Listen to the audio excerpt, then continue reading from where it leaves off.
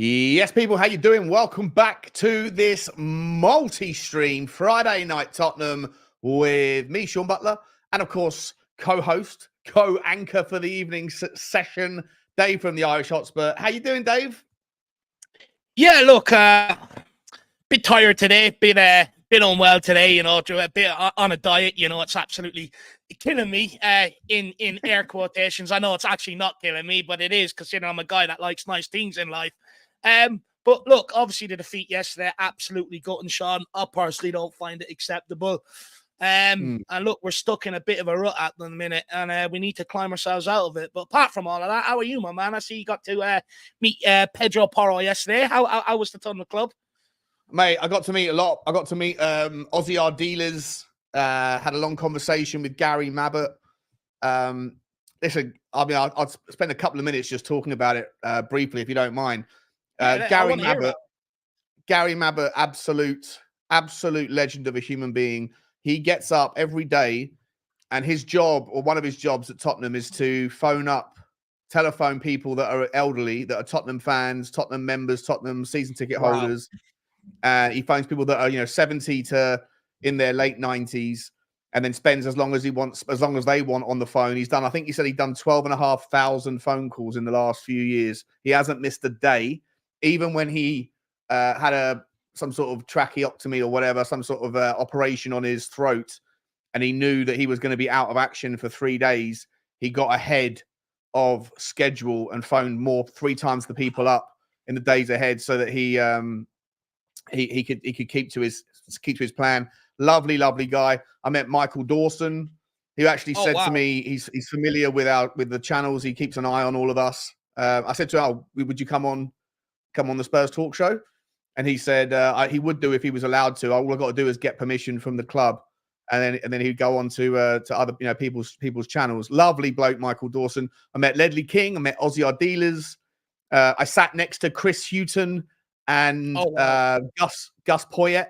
So I had a long chat with Chris Hughton about what he's doing now. He's working as the Ghanaian national team manager. Yeah. I was like, have you got a chance in the African nations? He's like, well, we're missing a bit of spice here and there. And I was like, what do you mean? You've got the Ayew brothers, you've got Salisu from Southampton, you've got Thomas Partey, you've got the boys Inaki and Nico Williams. I was like, we're trying to go for Nico Williams. He's like, no, Nico Williams plays for Spain, but we've got the brother Inaki Williams from Bilbao. And absolutely incredible. And then I spoke to Gus Poyet in the second half about the tactics. He's so tall, Gus Poyet, such a tall and lovely guy. All these people were just sensational, mate. Shout out to Danny from Danny Hall, his name is, who's the guy who provides me with the away tickets when he can't go, and he's the guy who took me to that experience. It was something extraordinary. But the last thing I'll say on it, mate, just quickly, when I said I was going to go on this experience, I got some people in the comments making quite sarcastic kind of points, saying, "Oh, enjoy watching Tottenham with Daniel Levy and all of his mates, the prawn sandwich brigade, all this stuff." I tell you what, mate, I was introduced to. There's only 100 people that have those tickets, right? Or there's only 100 seats in that section. I didn't meet a single person that was corporate, that was that was there just because they could. Every single one of them are die-hard Tottenham fans that just happen to have done very well in life and want to have the nicest things. But the atmosphere was brilliant. Everyone was getting behind it. Obviously, there's only 100 people, and surrounding them is either the footballers, the backroom staff, the media, whatever else. So you're a little bit kind of cocooned, but within the little box, there was no element of it that was like just wealthy people that have got no ambition or no passion, rather. Every single person there was someone who's been supporting Spurs their entire life and cared about Tottenham as much as you or I do. So I want to kind of dismiss or dispel this myth that the people that have those sorts of seats, at least in that particular enclosure, I'm sure there's other premium executive areas where it is more corporate-y or whatever, but in that particular thing, they were just very wealthy people who are very, very passionate about Tottenham, and it was an experience I'll never forget. So shout out to Danny and to his son who couldn't make it, which is why I got the ticket. Yeah, absolutely phenomenal. The only thing that was sad about it was the game. You know, couldn't we can't buy a win right now, can we? Can we, Dave? You know. No, we can't. Look, first of all, I'm glad you had an absolute unbelievable experience. You know, it's what it's all about. And Mr. Hall, if you ever want to treat me to it, hey, you know, just hit me up and let me know. That'd be absolutely awesome. But you know, did you get to sit in the padded seats as well, Sean? Because I done a stadium tour with Jack and Nick when they were over from America, and you know, I got to see all in and around that area and everything else. It's a really nice, actually. It's a great experience if you can afford something like that. You know, unbelievable. But look. No doubt that, you know, everyone that goes to games, of course, they're Tottenham fans. Of course they are, you know. So, I mean, that just, I don't understand it anyway. For me, everyone that goes to that ground are Tottenham fans and they have Tottenham's best interests at heart. How people go about it, you know, is where the debate is. But, you know, each to their own. Each to their own. Yeah, it's got to, yeah, the padded seats, they have these, there's like there's seat warmers in it, like you're in a car. And, yeah, it was a bit odd because I couldn't find the way to turn it off. So like better experience than the plastic seats, yeah. Yeah, exactly. For a big boy like me, you get a bit more space. You know, you're not feeling like you're up against the person next to you. But absolutely sensational. Someone was asking how much would it be per game. Like, I don't know, but I think it's.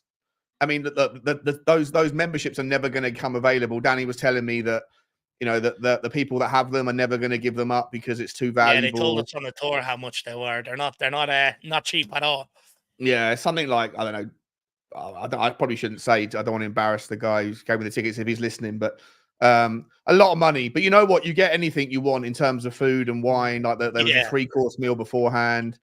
You know, halftime sandwiches afterwards. You know, cheese and biscuits plus any booze you wanted, champagne, nice red wines, whatever, beers.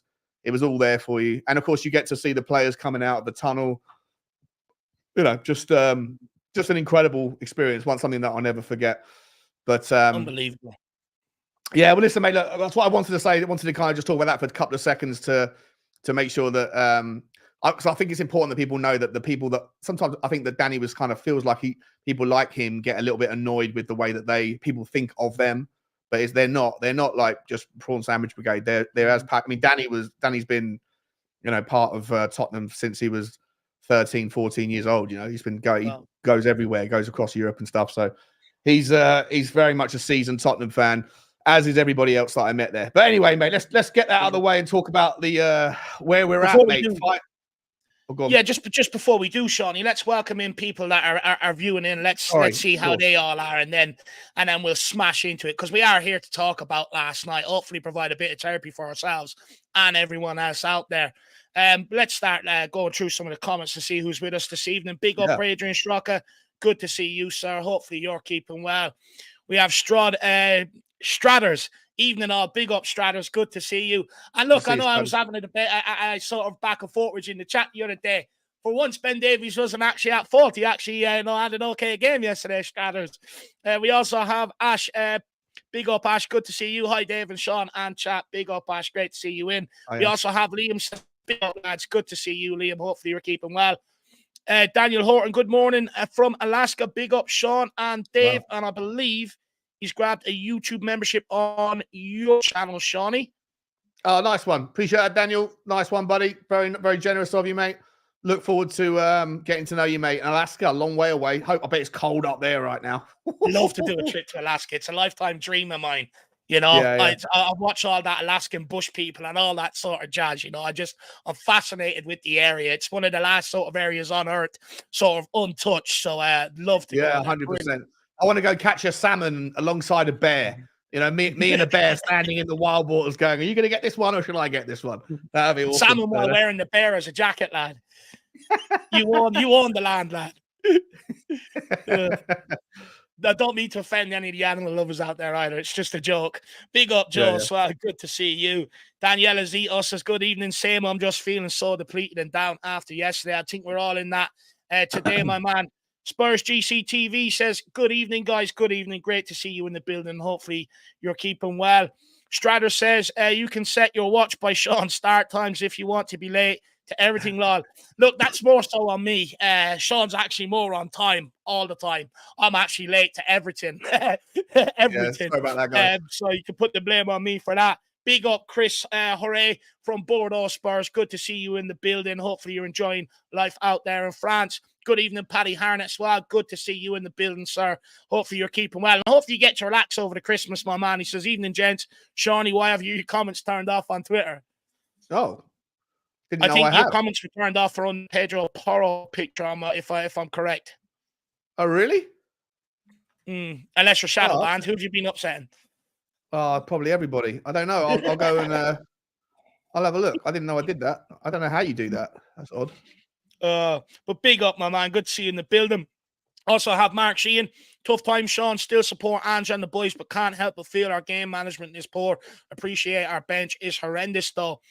Absolutely, and that's the sort of talking point I want to get onto, Mark. Maybe at some stage, a lot of people are unhappy with the subs, but when you actually look back at it, he emptied the bench and he can only bring on what he has available to him. But we'll get on and talk about that for sure. We also have Mark Cousins. Now you know why Gary is my hero. Absolutely unbelievable by Gary Mabbutt. That's an absolute brilliant touch, keeping in touch with everybody. Absolutely brilliant. Big up, Moondog. Good evening, Dave and Sean. Good evening, Moondog. Hopefully you're keeping well, and hopefully that son of yours, Charlie, is keeping well as well, sir. Who else have we got? We've got Bradley. Bradley's 33 says, fun fact, Brennan Johnson, the new Bale. We have not won a game when he has started. Yeah, could be on a 21-game thing. Hopefully not. Wow, that's interesting. It is. Good evening, King Huddle. Evening, Big Sean and Big Dave deflated. I did not see that coming. I don't think any of us saw that coming yesterday, my man. Big yourself up. Along with J-Mac, he says, big up, Sean and Dave. Salute to you, sir. Hopefully you're keeping well. We also have Julie Hinton says, my husband has just ordered some Arsenal pants after we lost yesterday. I am putting in for a divorce. That's nowhere near acceptable whatsoever. I would say is you have an opportunity that when they arrive to bin them and order Spurs pants and, just to sort of play mind games with them. That's what I'd be at, Julie, personally. Sean, any advice on that? How we get Julie out of this situation? Well, I just don't think divorce goes far enough. If I were you, I'd be looking for hitmen. I don't know. I'm sure you can find one on the black market. Divorce just doesn't seem strong enough of a kind of an outcome here. It's outrageous, and he deserves to be punished. For sure. Big up, Julie. Tequila 316. Hi everyone. I've got Conte's number on speed dial. Shall I give him a call? No. Good evening, Del. Hopefully you're keeping well. He says there is no crisis. We also have CJW. It's ridiculous how people are acting. You can only play with the players you have fit. Robert Wilson says, big up, Sean and Dave. Come on, you Spurs. Good to see you in the building, Robert. And we also have Moonlover. Says, those heated seats do my piles no good at all, Sean. Be warned. I believe they have phone chargers and everything. They're comfy. I got to sit in one of them on the stadium tour. I was absolutely loving life. I was like, I need to become a millionaire. I could live life like this. Honestly, the amount of conversations I was having going, listen, what is it that you do for a living? And how can I get into it for you to have enough money to be able to spend that much on this every single season? Trying to make some contacts and things, but everyone, I think that the ultimate answer was just work hard. Whatever you do it well and work hard, and you'll get there one day. So. And I believe you have to pay for like 2 or 3 years up front as well when you're buying that. So it's absolutely. And I think you have to pay when it was first announced. I think you had to pay something like a joining fee to be a part of the club. That's not like a debenture where you get the money back or you can sell it on. It was something ridiculous, like 50 grand just to join. Then on top of that, your 3-year commitment, plus you have to buy at least 2 tickets or 2 or 4 or 8 or whatever.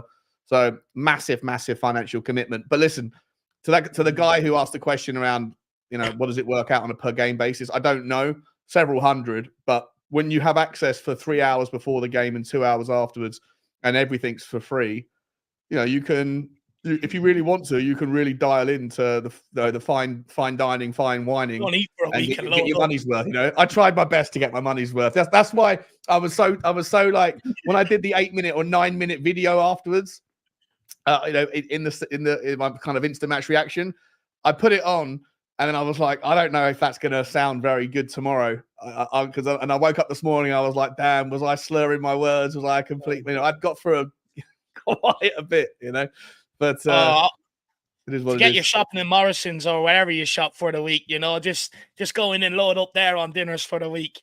Get some doggy bags, take them home with you. Wolf Mauler says, just got in. The number one thing for me is that unlike Bielsa, for instance, we need to learn we can manage a game without compromising the commitment to the play style. Big up, Wolfie Mauler, absolutely spot on. Paul Abraham says, no point rejoicing when we score early. It's a trend to lose at the end of the day. It's hard not to celebrate goals when they go in, though, my man. It's really hard. Joe Kabee says it's only 10k pounds. It's more than that, way more than that, my man. Big yourself up. We'll welcome a few more in, and then we'll crack on with the conversation. We've got Davey Hall, big up the crew of Flat Caps. Until we learn to draw and not concede and at least get a point, we're going to be in trouble. But back this manager all the way. Come on, you Spurs. Absolutely agree with that. You're absolutely spot on. Big up, Conrad Spurs 72. Good evening and good to see you in, along with Foxy as well. Great to see you. Two teams with injuries out of form. Should be 5-5. Definitely could end up a high scoreline. If you're a better man, I'd definitely put my money on over 4.5 goals for sure. Revenite FC, Alaska is such a beautiful place. Seen a lot of videos of it. Absolutely unbelievable. Whose News is in here as well. Great to see you. Big up, Jacob, as well. Good to see you, sir. Hopefully you're keeping well. Peter Simmons, great to see you. Michael, Polish Michael, good to see you, my man. Hopefully you're keeping well. He says, I love going in on answering subs and saying the bench is shit in the same sentence. F logic, right? I wish more people use their phrase. Big up, Michael. And then we have dry roast peanut. They're actually nice. I'm a fan of dry roasted peanuts. We played really, really well first half. They just need a bit more direct. Need to be more direct sometimes. Yeah, I can see the point. I can see the point for sure. And then we have this from Ellie, just a girl who loves Spurs. Big up, Ellie. Really appreciate the support, my dear. And she says, we win 3, Arsenal lose 3. We're back, baby. It starts with Newcastle. Come on. Villa. Yeah, look, Arsenal heading to Aston Villa at the weekend. I'll be honest, but even if Villa win, it puts them in a title race. So I do hope that Villa win it. They've got great home form as well. I think it's 15, 16 on the bounce now without losing. And I think Arteta is up in the director's box for that, serving a touchline ban. So hopefully it does affect that Arsenal team. He's not, a good thing is, when we're watching the game, we won't have to see him jumping out of his technical area like a jack in the box. He's an absolute disgrace in that regard. But look, Ellie, I want us to get back to winning ways as soon as we can, because we got off to a very similar start underneath Antonio Conte, and it completely fell off after that. And we're starting to see the same sort of pattern happen again, and it's not good. So we need to drag ourselves out of it as quick as we can, Ellie. But good to see you in the building. Let me know what you think of Højbjerg's performance. I mean, I was dying laughing the first second when he air kicked. I was like, there's so many people out there that be like, that's what I'm talking about. I actually thought he had a good first half, but second half, I thought ultimately he sort of fell off completely, Ellie. But let me know your thoughts on the performance. And then big up Tim Man 007 as well. Good to see you, sir. And Shawnee, I think this is in on yours. And he says, we need a top striker as we are not clinical enough. We need new midfielders because of the AFCON Cup coming up. And we needed a centre-back. Hashtag back. And I agree with all of that. Yeah, same. I think that, big up Tim, man. I think that, I mean, we can read into, I guess we're going to talk about it in a minute, some of the comments in today's pre-match press conference, I think it was, about the plans, and he came across like he was saying, well, it's just there's not that much money. I'm inferring here, but not that much money. We're going to have to develop young players, and look, it is what it is. Like I've been saying it for months. I've crunched the numbers myself, and I'm not surprised to see that, because I've just looking at the numbers, how much money we have spent over the last 6 years on average compared to our revenue, how much our wage to turnover ratio is. To me, it doesn't surprise me at all that there's not that much money. Daniel Levy doesn't want to put his hand in his pocket, rightly or wrongly. I personally think that, just because everybody else lives a credit card lifestyle, you shouldn't. I don't think it's right. But I understand why people will get frustrated when they look everywhere else and see ownership putting their hand in their pocket and taking that speculation and that risk on board. But yeah, we're going to have to find a way to make a lot, not much money, go into very clinical areas, and whether that's a youth process project or whether that is just going for 1 or 2 players, Tim, man, remains to be seen. But I do expect us to do business in January, and I do think a striker or a forward and a centre back are certainly top of the list. Although I saw from someone else today, Dave, that they said that a midfielder and a centre back was more of the club's sort of direction, which is, I guess we'll talk about it. A strange one though. Yeah, I don't agree with.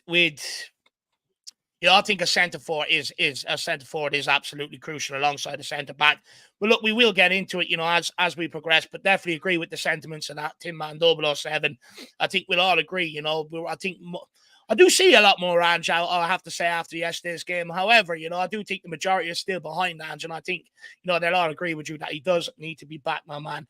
But look, we are going to crack on with the show now, everybody. So, this is streaming on Spurs Talk Show, Shawnee's channel, and the Irish Hotspur, which is my channel. Make sure you hop across both streams, share the love equally to both of us, and get behind us. And we're going to be bringing you a lot more streams together. We've got streams coming next week that we're going to be doing sort of earlier in the day and stuff like that. So make sure you stay tuned for that, and hopefully you enjoy this. And big up everyone tuning in and joining us right now. Look, Shawnee, over to you. Where do you want to take this?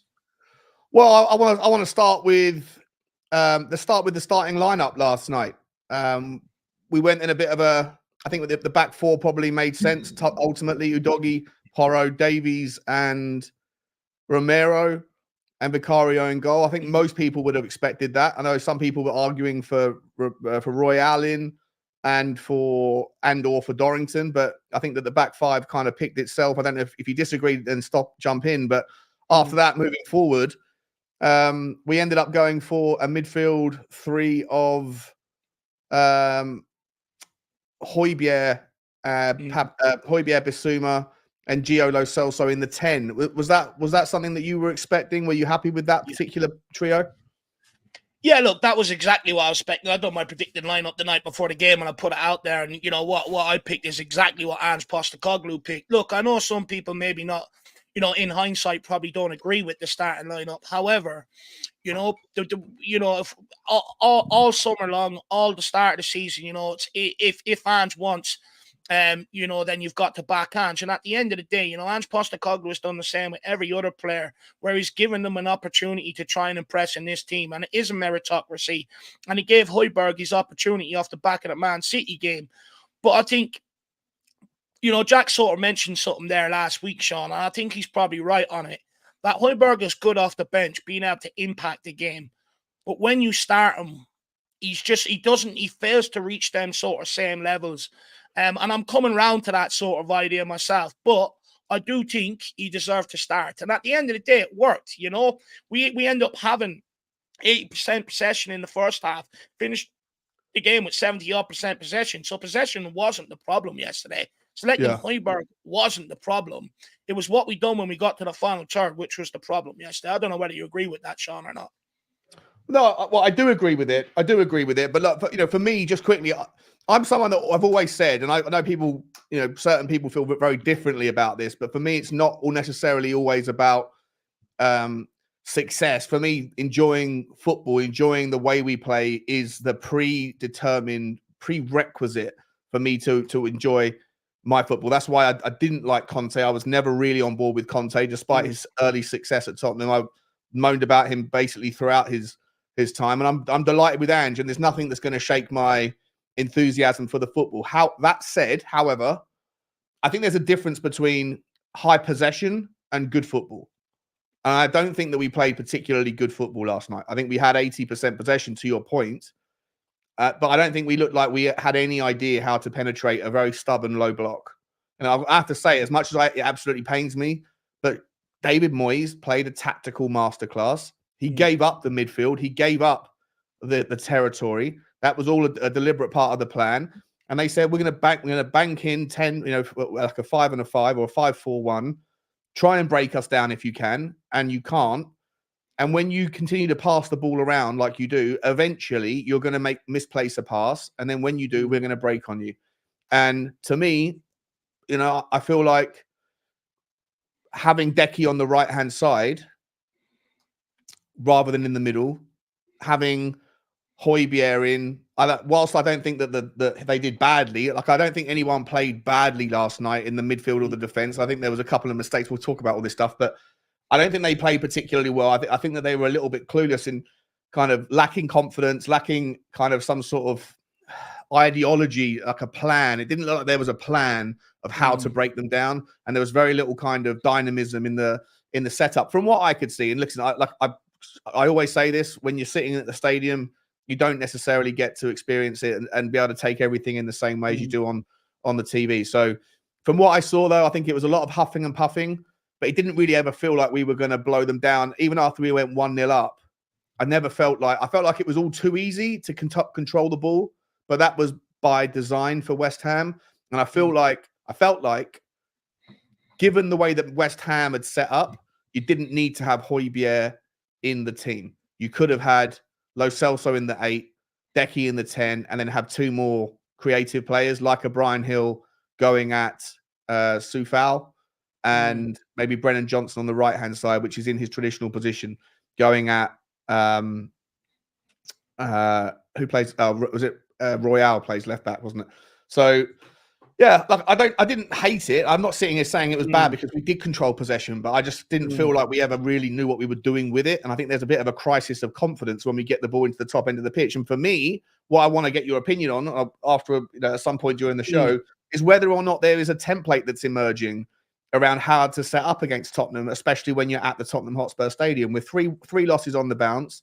Aston Villa sort of did an Unai Emery masterclass followed by a David Moyes masterclass. We had a lot of possession, a few chances last night, but not that many. And I just don't really know how we're going to kind of mix things up a little bit and keep the opposition guessing. Look, we've had a problem in the forward area since pre-season. If you remember back to pre-season, we played West Ham. They'd done the exact same against us. We had all the possession, didn't, take our chances. They hit us on the counter and scored from a set piece and ended up winning that game. You go back to the first game of the season against Brentford, one of my biggest frustrations was we didn't do enough to break them down. Against teams that sit low block, you need to go on the outside and get balls in behind them and test them a lot more. We just refused to do that. We didn't do it last night, and we didn't do it against Brentford. Everyone keeps cutting inside, passing on responsibility, looking at someone else to take that risky pass. For me, the problem is in the forward area, and I know people probably don't want to hear it, and you're more than entitled to disagree with me, but we miss Harry Kane. And what I mean by that is we miss a striker in the box. Sonny has filled in and done an absolute great job, but he doesn't have that natural movement of a striker or the instincts of a striker. That fox in the box. You seen when Richarlison came on, how he managed to wriggle himself free to get that header, which he should have buried, by the way. Absolute shocking miss. Yeah. But and it was a 1-1, wasn't it? Yeah, it was 1-1. And they went up and scored near enough straight after that, actually. But there's a reason why Richarlison keeps getting into scoring positions when he's on the field. And that's because he has that movement of a striker. Sonny just doesn't have that. Sonny, when it's coming up against big guys like that, he's constantly looking to come out and play to feet, which again is in front of him, not making runs in behind. And we are absolutely missing that sort of guy in the box in terms of making runs and knowing how to find yourself a yard of space to be able to receive the ball. But also as a knock-on effect, the reason why this has been keep happening, since the start of the season at Brentford and the wingers keep cutting inside is because, again, you don't have that striker in the box making that run to the near post, making that run to the far post, running one way and then pulling back to try and receive it. We don't have that guy in the box. So, therefore, there is no option for Brennan Johnson. If he puts that ball in the box, who's he putting it into? Same with Kulu when he gets the ball out the other side and Pedro Porro. They're not crossing it because there's no one there to put it into. And it's a huge, huge problem at Tottenham. And I'd argue we're more reliant on one man than ever before. Last season we had Kane and Son. Now we've just got Son. And if no one else steps up to the plate, we're absolutely screwed. So I think we got ourselves into a right pickle. But not having that guy in the box, that natural striker with them natural instincts is absolutely killing us. Yeah. No, I don't disagree. I think that there was two ways we could have gone about it. Obviously, this is me being an armchair footballer. Not that I know what I'm talking about, but just going to give my average amateur opinion here. But I feel like when you see the game is set up the way it is, this is where I am going to critique Ange. As I said, I think you put it on your thumbnail. But I'm trusting the process, right? I love Ange. I love the football that I have seen for the most part. And I'm all about that as the foundation point for what to build. And I'm going to be very patient because I'm cognizant and conscious of the situation we find ourselves in without our best centre back, arguably, and without our talisman in the kind of locksmith role in Maddison. Plus, I think that we are massively missing and I've been saying it for ages, Perisic. I think his absence has significantly cost us with that creativity and his ability to drive at players. He's the best winger for driving at players in our squad because of his cadence, his step overs. He can get to the byline and whip the ball in.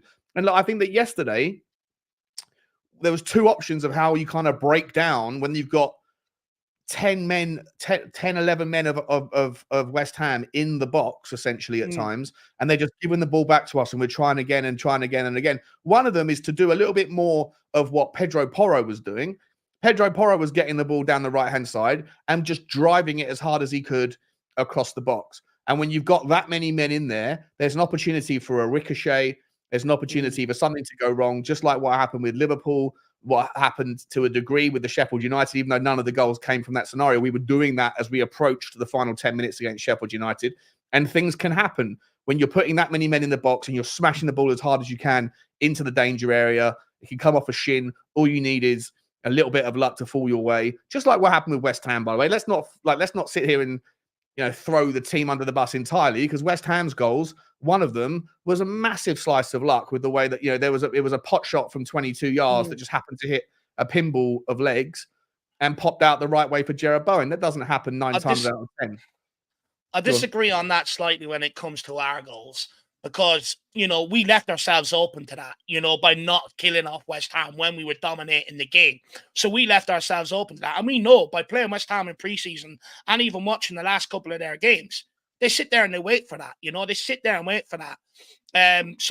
Look, we can sit here and bemoan our luck with the ricochets of the ball and stuff like that. However, we left ourselves vulnerable and put ourselves in that position by not killing off the game. It's just not good enough for me. I'll put it in the title, and I'll put out a tweet straight away after the game. I said sometimes not the best time to do it, but I do feel like them players owe us an apology. I feel like they lack that sort of killer instinct, and we've seen that over the last sort of few games. Like even that second goal, Edoji's back pass sums up our sort of ego at the minute. Where it was just nonchalant. No awareness of West Ham players around there. Under hit pass. It was very nonchalant. Like they already thought they'd won the game, that they believe their own hype. And in that first half, we just lacked that killer instinct. Like we've dropped, what is it? I calculate 15 or 16 points from winning position so far this season. That cannot continue to happen. That's absolutely shocking. And I've asked the question about it in the last two sort of pre-match build-ups. Because I could just quickly, mate, on that point, issue. We've dropped 14 points out of the last 15 from winning positions. We've been up in every game in the last 5 and only got 1 point from it. 1-0. And it's resting on your laurels. And I think it's like you say, like Ange said, not trying to get the second or not knowing how to get the second is definitely something that's of concern. But at the same time, I think that you have to do and try and create and figure out a way to blast through when you've got 10 men behind the ball, all inside the last final third of the pitch. And for me, I think that we didn't do enough of what Porro was doing. We didn't do any of it from the left-hand side. When we did bring on Richarlison and Veliz, we then decided not to put the ball in the air. I felt like Decky reverted to type. I think that Decky, when you're playing against a team that wants to come at you and that doesn't think about Ange ball, that doesn't set up to sort of nullify Ange ball, when they're focusing on their style of play, which is usually going to be the top 4 or 5 teams, which for what it's worth, Tottenham have got a fantastic record this season against the top 4 or 5 teams, absent Chelsea. Not even sure if you'd put Chelsea into that kind of category anymore. And we'll find out what happens against Newcastle on Sunday. But we do better against the better teams because they're coming and playing against us. And you can see when Decky has space on the right-hand side and when he's in the middle in the first half, good things can happen. But when you've got 10 men behind the ball and you've got Decky that's always looking for the perfect thing, and then eventually he's either just going to do his usual cut in from the left or he's going to play it back across the box. To me, it becomes predictable, and it's never going to kind of never going to like be rewarded in the way that you hope. The other option that I do think that Ange could have done, this is what I was trying to get at a minute ago. If you didn't, like, the two ways we could have broken it down was for Ange to have realised. I know that he's not going to know before the game when he makes his team selection how West Ham are going to set up. But once he sees that what David Moyes' tactic is, and he knows that you're going to have 80% possession, 75% possession, and it's a case of protecting the ball, don't give it away, don't get broken on, and then try and find a way to cut it. Once he sees that, for me, the most obvious substitution was to take off one of Bissouma or Højbjerg and bring on someone who's got creativity, got some flair, like a Brian Hill. I know we don't have that many options, but you don't need two defensively minded midfielders on when you're not having to be combative in the middle of the park. West Ham gave that up, and I don't think that we adapted in game the way that we did against Manchester City a few days earlier, where at halftime Ange saw the problems, brought Højbjerg on to combat the midfield, took off an ineffectual Brian Hill. There was none of that in-game management yesterday. And then eventually he brings off Brian Hill, brings off Lo Celso, who was the one creative outlet in the midfield, and brings on Ollie Skip, which then you're left with what? Three defensively minded midfielders? It doesn't make sense to me. No, look, I hear what you're saying, but I think at the time, when he was making them substitutions, the game was sort of in the balance, and it's a hard one, right? You have to weigh up. Do you go all out on attacking and end up throwing the game, and losing it because of your changes? Or do you try and make changes within what you're already doing to try and go and nick that winner? So I think it's a fine balance when the game is in the mix like that. I do understand what you're saying. But look, at the end of the day, he's only got what he can use from that bench. I think most of us looked at that bench and said, not sure if anyone's going to change this. Even if you said, bring on Richarlison, give him an outlet up front, like I was protesting for during the game yesterday, you still don't back Richarlison to go and take that chance. And if he did, you're talking about a different game altogether. The difference between last week and this week is last week we took our chances. This week we didn't. If Richarlison took that chance, we would all be sitting here tonight talking about how good Ange Postecoglou's in-game management is, because we would have went on to win that game. And he missed that, and more or less straight after, they went up the other end and scored. And it's just sort of fine margins. And I see a lot being made about Ange Postecoglou's substitutions yesterday. But for me, he emptied the bench. He brought on Valise, brought on Richarlison, brought on Gill, brought on Skip, even brought on Papa Matasar, even though he wasn't even supposed to be fit. So he brought on, he didn't bring on any defenders or anything like that. He brought on players that he had available to him off the bench to go and try and change that game, try and affect it. And they just didn't do it. It just didn't do it. And the reason why is because the same problem persisted. We don't have that presence in the box. So we carried on doing more or less the same thing constantly, just passing it all the way around the midfield. And everyone's going on about how great the possession was. We didn't create any clear-cut chances. That's how shocking it is. Yeah, 3 chances in the whole game, right? We had the goal from Romero, which, let's be honest, was an absolutely unbelievable header from him. But, probably had a very low XG given the place he headed it from. Just an absolute fantastic finish. And apart from that, the only chances I remember, correct me if I'm wrong, but from 24 shots, I seem to only really remember Richarlison's header and Gio Lo Celso's kind of drag down and pop shot in the first half. I don't really remember too much else. I mean, correct me if I'm wrong, but like 23, 24 shots on goal, and you're only creating 1.75 XG, something's wrong there, right? Something's definitely wrong. That's because all the shots were being popped off in and around the edge of the box, and chances of you scoring there 9 times out of 10, it doesn't happen. I agree with you, Sean. I think there was one more. I think Brennan Johnson had a snapshot on his left inside the box, straight down Fabianski's throat. But that was it. And that's the biggest problem that I had with the game. I found it largely frustrating at halftime yesterday. Although everyone was sort of happy with the football we're playing, I was like, hang on, guys, there's warning lessons to be had here. I think outside of Burnley, they're the only team that has dropped more points from winning positions than Tottenham this season, and they're down in the relegation zone. So, there is danger signs to be had. But I also think it comes down to mentality as well, though, Sean. I just didn't feel anyone in them players yesterday. Sometimes in games like that, you're looking for one individual to step up and grab it by the scruff of the neck and say, today, I'm going to be the difference maker. And I don't feel like anyone actually really wanted it. I felt like they were just happy. Who was that guy supposed to be?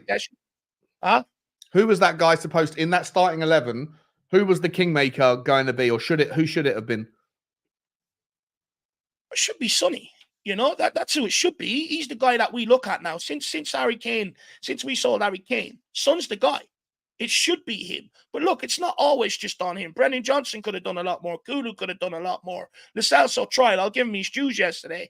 But it's Sonny that should be that guy. When everyone else is down, he needs to be that guy that picks the game up by the scruff neck and go make something happen. And even looking at him yesterday, I know he was in massive pain coming off yesterday. You could see that in the video clip circulating. And maybe that has something to do with it.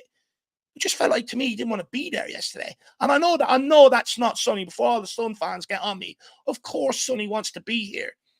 But just felt like his mind wasn't on the game yesterday. Is he playing injured? Like, let's talk about this for a second, because there's a few kind of categories I want to talk about. I do want to talk about whether or not Tottenham are in a crisis, because I think that you have to shake hands with reality and think that if we hadn't had the start that we had, the fact is we got 1 point from 15, we sit 5th and we could end up being 9th by the end of Sunday, and if everything goes against us. So I want to talk about that, but before we, and there's a few other things I want to talk about as well with you, but before we do, let's just talk about Sonny for a minute. This is not the first time we've seen him crying his eyes out when he gets injured. And I don't know whether that's just him, a sensitive guy who, is just an emotional person. But we've seen him limp off the pitch, look in agony, and then turn up for the next game. Do you think, is he playing? I asked someone in a neutral fan channel thing, and someone in the comment section said that this is no longer allowed in Premier League football. But I asked the question whether or not he or people or players in the Premier League sometimes when they're playing injured get injections into their joints, like into their groin or into their ankle and stuff. And I know that sort of thing happens in American football, where they have like numbing agents where they can still feel their ankle, but they're essentially masking over pain. But I'm not sure if that, because someone said that's no longer allowed. But if it is still happening, do you think that's what's happening with Sonny? Is he juiced up on painkillers, and then the painkillers wear off by about the 80th minute, and that's why he's in so much pain? Look, I think so, Sean, but I think it's a wider problem than Sonny, But that shows the determination of the guy to keep putting himself out there knowing he ain't 100% fit. But look, Richarlison, how long was he playing through injury? James Maddison since the start of the season. We've had other players do it, and this is a continuous problem at Tottenham Hotspur. Because the managers don't really trust some of the guys underneath them, they continuously roll them out because they feel like even a 50% version of themselves is better than what they've got behind them and more of a difference maker on the pitch than what they've got behind them. So we continuously roll them out. There's no way Sonny's 100% fit. He was injured all last season, played through it. He had a surgery just before preseason started. You could see he wasn't fit at the start of the season because Postecoglou was taking him off after 60, 70 sort of minutes. Sonny ain't fit. We know this, and I have no doubt he's playing through injuries and he's dragging himself through it. Because what other option do we have, or does Hans Postecoglou have, but to keep asking Sonny to keep getting out there? Because he knows no one else is going to score the goals. So he has to play. And that's the biggest part of Tottenham's problem. And that's why I always say, in the summer, that's why it's important to get your squad depth sorted out. Because October, November, December, the fixture list is never, ever, ever going to change. We had the same problem underneath Antonio Conte at this time last year. Kulu was out for a long time with a hamstring. Sonny was out injured. We had loads of players out injured last year. Perisic, people like that. So many players out injured.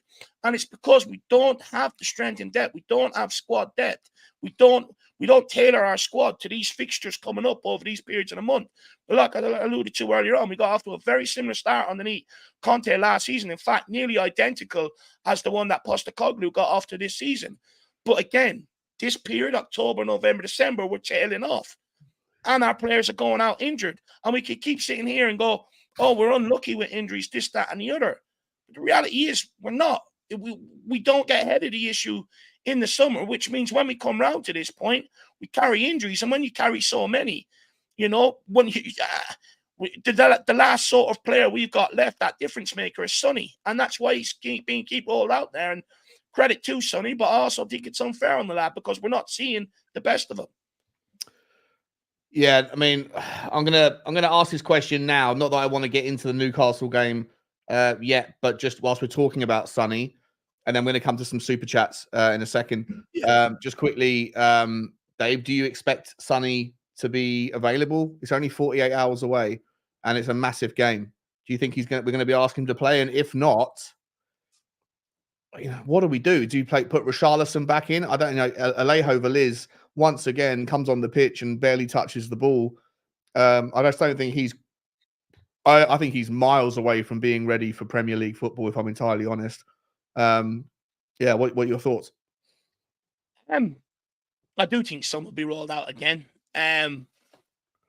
Look, it's hard to know where he's at. You're never going to get a clear sort of message from the club of where he's at right now. But I do think he'll be rolled out again Sunday. And look, if he isn't, I think you have to go with Richarlison. As much as people don't like him, at least he's getting himself in the position to score goals. Whereas Veliz won't do that. I've been disappointed with Veliz's cameos off the bench, but I also watched him for the under-21s for a couple of games, and I was saying to you, Sean, I have my concerns. I don't think he's anywhere near ready for Premier League level. I think he needs to be loaned out. In fact, it's actually pissing me off that Veliz is getting minutes over Jamie Donnelly. You look at what Jamie Donnelly's done for the under-21s compared to what Veliz has done. Does Veliz stand out head and shoulders above everyone else in the under-21s? No, he didn't. Does Donnelly? Yes, he does. So why not give Donnelly that opportunity and see if he can see if he can get into that position, see if he can do any better. But look, if Son's out, I think you have to go with Richie. We've no other choice. Could you go Kulu up top? Look, Sean, I've said before, I think when I look at Dejan Kulusevski, when I look at the way he plays, very sort of similar to Harry Kane. Not blessed with pace, but what he does do is use his strength, get his body between man and ball, protect that ball, and creates himself space by doing that. For me, I think Kulu could play up there. If he's comfortable playing through the middle as an attacking midfielder, he can definitely play up front for sure. And me personally, I would actually like to see Ange do that. I think that would be bold, and I actually think it would work out. I think what Kulu would need to work on if he did go up front is being more aggressive in the air. We've seen him absolutely brilliant against, Man City with that equaliser off Ake. But realistically, for the size of the guy, how often do we actually see him bury people like that in the air? We don't. So if he does go up front, he has to develop that side of his game. And potentially, that's why Ange won't put him up front, because it doesn't actually solve the problem if he's not willing to go and meet that ball in the air. Well, we don't cross balls enough. We don't cross. We'll talk about this. I don't think we cross balls enough. We've got Veliz, we've got Richarlison, we've got players that could be good in the air, but we don't play them from the start, and therefore the tactic is to play a different version of football where we try and keep it lower. And then when the players do come on, I think that the other players seem to forget that there's a need to shift the tactic a little bit. Blaine Devlin, shout out to you, Blaine. I hope you're doing well, my man. He's saying, as you remember from 4 months, saying his summary: we play like Madrid but finish like Boreham Wood. Is it time to play Veliz? Couldn't be any worse. Yeah, well, I don't know if that's just answered your question, mate, but I think Dave and I are kind of in agreement that just don't think he's ready. I see people in the comments saying, how can you judge him? He's played 3 minutes. What's that? What do you think he has to do to be ready? What can he do better? Because it's not well and good us criticized him. Like, I've criticized him. But in your eyes, what do you think he needs to add to his game to become ready? I don't think he makes any runs. I think he's quite stagnant. It's a bit of like he kind of just sits on the penalty box, kind of a bit of a statue. Look, I appreciate he gets 3 minutes at the end of the game, generally speaking, when we're chasing something and it's all a bit frantic. I completely get it. And I'm not sitting here in any way, shape, or form blaming him, writing him off, or anything else. But I think that the game I think he's had the grand total probably now of about 90 minutes of football over 6 or 7 games. And I don't really remember him touching the ball or doing anything in that time. So I think that he needs to go and learn European football. It's a massively different style to South American football. And so, but by all accounts, he trains very well. But listen, you've got to do it on the pitch. I'm not saying that he hasn't. He hasn't done anything to make me think that I would like to see him play 90 minutes just yet. I would rather go somewhere else, like you say, with Decky, or Richarlison. I think that Richarlison, you've got a £60 million player there. If you're not starting Richarlison, if Sonny's out injured, then there's something kind of amiss. And I think that the rest of the team need to adapt to the players that are up there. If it is Richarlison who's hanging around, then you've got to put the ball in the air because that's where he's at his best. Yeah. If you got Sonny on the pitch, then you go a different path. If you got Decky up the top end, you do something different. Like, I think there needs to be a little bit more. I think it's, maybe we're conflating who's responsible for the tactics here. Is it Ange setting the system up before the game? But I think some of these players need to be a little bit more aware of in-game management themselves, like be intelligent enough to see what's changing and not have to be told an instruction, just sort of do it. It should be sixth sense to these guys. They play football all day long, every day. They should be able to be witnessing and watching. And the very best players are observing what's going on whilst participating in it and adapting to the opportunities where they see them, the vulnerabilities, the exploitations that are available. The best players in the world are always thinking about how they can find an angle. And I think that some of our players are guilty at the moment in the front line of waiting to be told to do something different. Absolutely or agree. You know what I mean? Absolutely agree with that, Shawnee. Absolutely fantastic point. And for me, like you clearly see, right, Ange Postecoglou's tactics work. It's putting them in the right positions. But what Ange can't do, and what he'll never do within his tactics, is say, oh, this final ball. Ange can't pick that final ball for them. That's decision-making of the players on the football pitch. And that's where, for me, it comes down to them. That's where I think they take the responsibility. The tactics put us in a massive position to be able to go and win that game. But that final ball, that final decision-making was lacking. Brennan Johnson had 2 opportunities down the left-hand side yesterday, and each one of them crosses were underwhelming, nowhere near Sonny. And that's the difference for me. And that's why I don't blame Ange Postecoglou, for yesterday. I blame the decision-making of the players for yesterday, personally. I think you make an absolute fantastic point there, Shawnee. Let's go on to some of the super chats there before we move on and talk about some other points. So that's the Blaine Devlin, 5 memberships. Shawnee, he's dished them out to Mark Crook, Liam, Batu, Dan Inwood, and Strathers. So, guys, massive thank you, Blaine, mate. Listen, dude, your generosity to the community at the Spurs Talk Show knows no bounds, mate.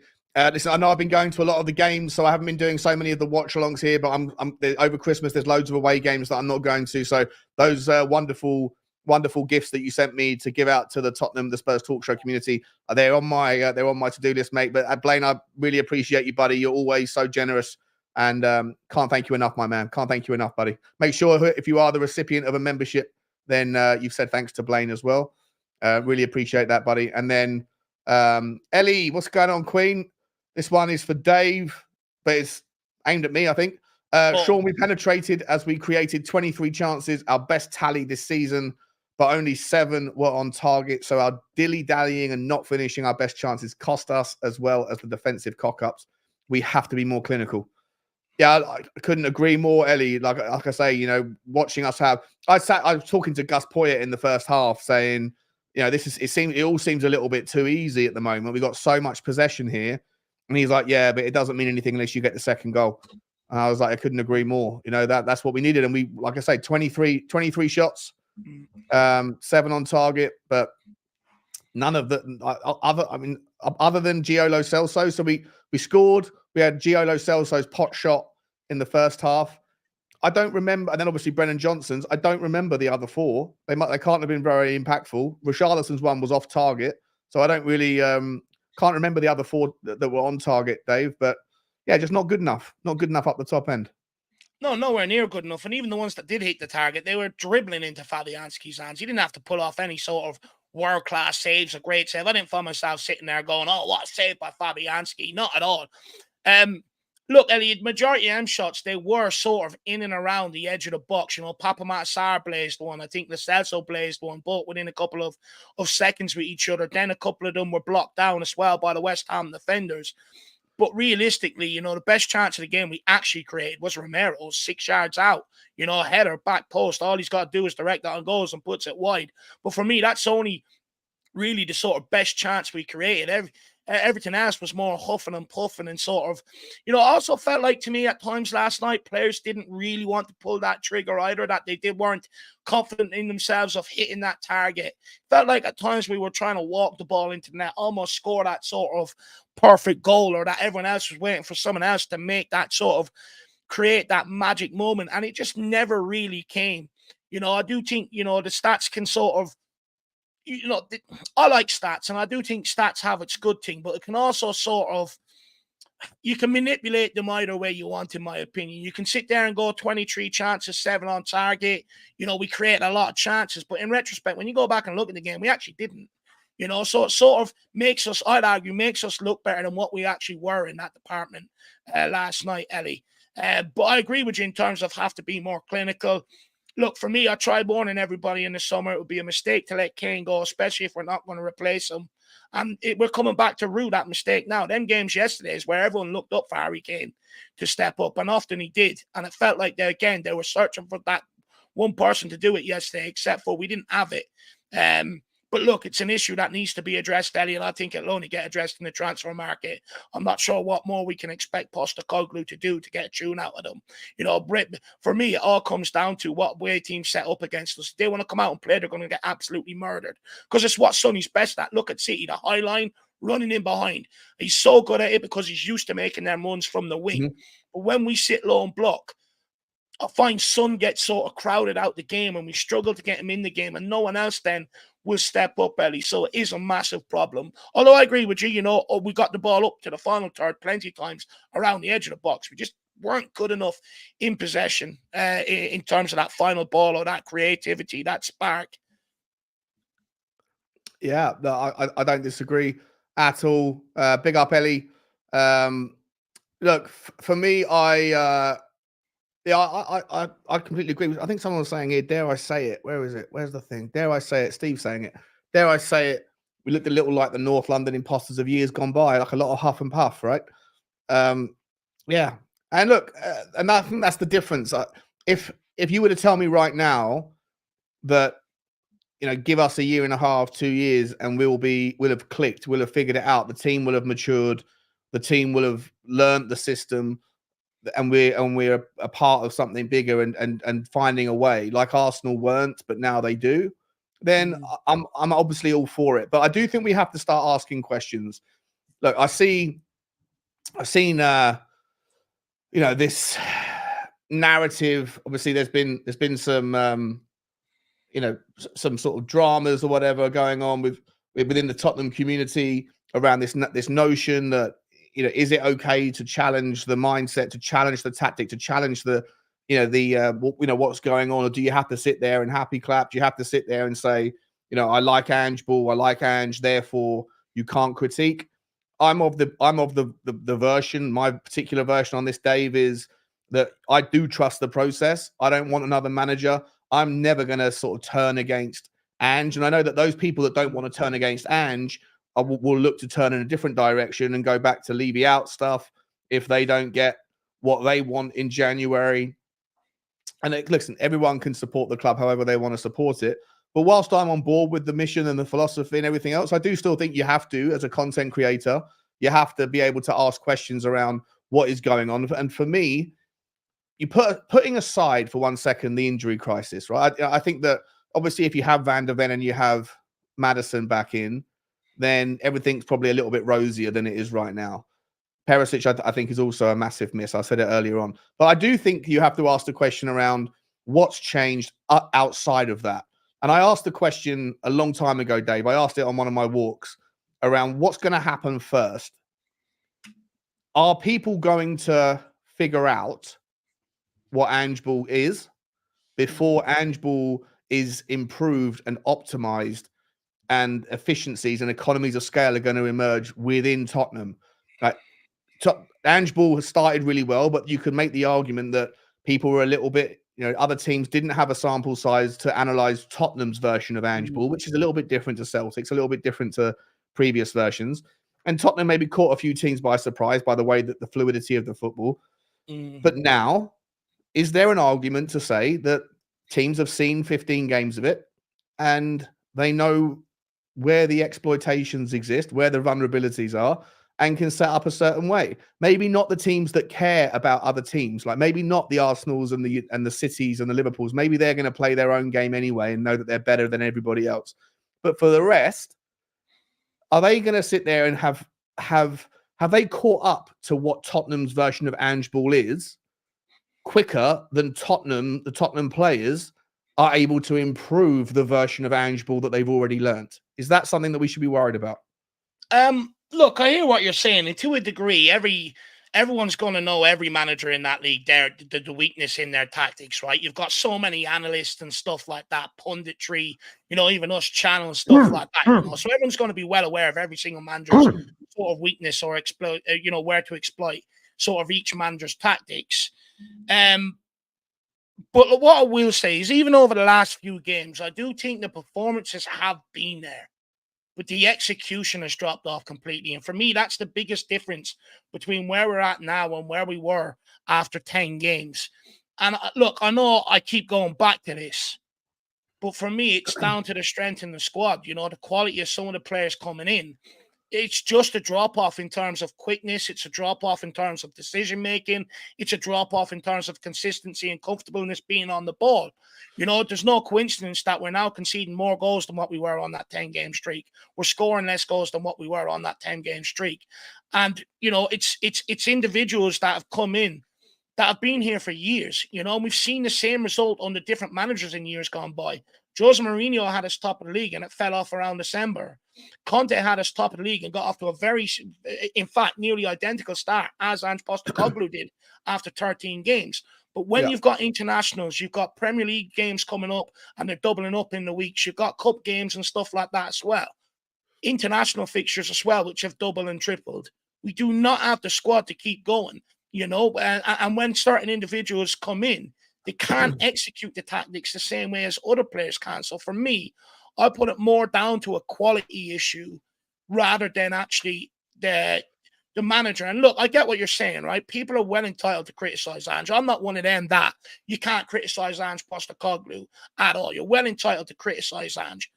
But for me, I think Spurs fans need to go back and look at the similar patterns that keep happening in around this time. We've tried changing managers. We've tried changing assistant managers. We've changed backroom staff in terms of for training and everything else for the players. But we keep seeing the same patterns. And for me, that's the biggest question. Why? And then that steers me completely away from, have we been found out? I don't think it's a case we've been found out. I just think it's a case of similar patterns from before coming back.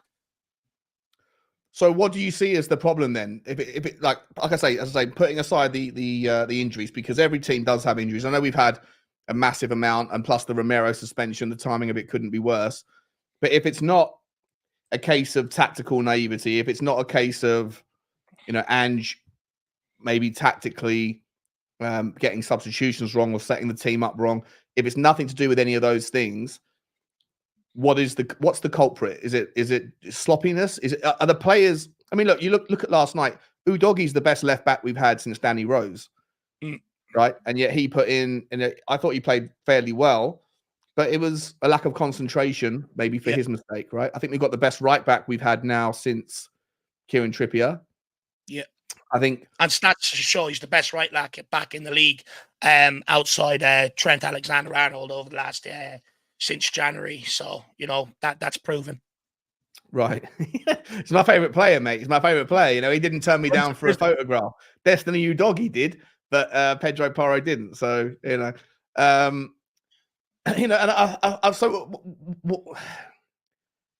if there's nothing to criticize, if it's okay to criticize Ange, but you choose to say, well, it's actually not, if it's the patterns that you're seeing that are similar, then what is it? Is it a maturity within the team?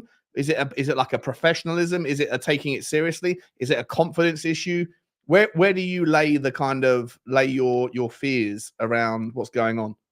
It's a complacency issue, right? These players know that if there's a drop-off in form, they're never going to take the watering can for it. The managers aren't. They know that. It's been proven at Tottenham Hotspur the last couple of years. For me, it's down to complacency, right? We were keeping clean sheets over that 10-game run. And although he wasn't at fault last night, but Ben Davies was at fault the last couple of weeks for some of the soft goals we've conceded. Giovanni Lo Celso, although wasn't at fault the last couple of games, but tell me what other club would wait 4.5 years for a player to come in and start performing? And for me, this is a massive problem. You've got players that have been here too long that can just turn up and perform when they want, and the club allows it. Outside of the manager and outside of what they tried to say, they allow it. That wouldn't happen at City. It wouldn't happen at Liverpool. but it happens at Tottenham, and we allow, and that's where complacency sets in, because people know it's grand. I can have an off day. There's no repercussions for it. Harry Kane alluded to it in his comments when he left for Bayern Munich. Conte, alluded to it when he ended up storming out, and I see something last night that really concerns me. All summer long, all the way up to this point, Postecoglou has protected them players in the press, just like Conte done for a while, just like Jose done for a while. But last night, he finally sort of laid the blame at the player's door. And we know how that goes once we start seeing that. So I'm worried about the sort of time and period where we're at Tottenham Hotspur, that Andrew's already starting to lose his rag with the players. But for me, it comes down to complacency. Like I've said before, Sean, there's no consequences for not performing. There's no consequences for costing us games. There's no consequences for getting managers sacked at this football club. So that inevitably will allow complacency to seep right through. So if we are sort of ruining a bygone era, hopefully a bygone era, we're still feeling the consequences of poor transfers, poor decisions around who to employ for the football club. The fact that we spend as much money as we do, but we're still limited in budget, is in no small part because of the fact that we spent £250 million and had that all on loan last season and haven't really sold any of it. The only money we've really raised has been from our best player. Everyone else is still here, still on loan, not really, being able to kind of refill those buckets. Let me ask you this though: if we hope that stuff's part of a bygone era, has the signings that we've signed right now and the money we've spent, even though a lot of them are, on youth team players or you sort of younger players, but of the highest quality, when you hear Ange Postecoglou saying things like, we're probably going to be looking for the top quality youth, go around and developing young players. We saw, I'm not sure who said it on Twitter, a top tier one said Tottenham's plan is to go after the top quality youth again. When you look at the likes of Brennan Johnson costing 55 million, and I know I'm, again, just putting it out there, not writing him off, but he hasn't set the world alight since he came in, right? And I think someone made the point earlier, he hasn't won a game yet, or hasn't started a game, hasn't won a game that he started. Veliz obviously hasn't come in, but well ahead of schedule, no expectation to. Ash Phillips. Are we spending money potentially on players that either aren't ready or potentially, again, like you could make the same argument for Richarlison, spending too much money on players because they're young and you think that there's a sell-on value, and we're puffed into overpaying for players that have potential, that have quality, but aren't really necessarily value for money? Are we still on the path of inaccuracies with our spending habits?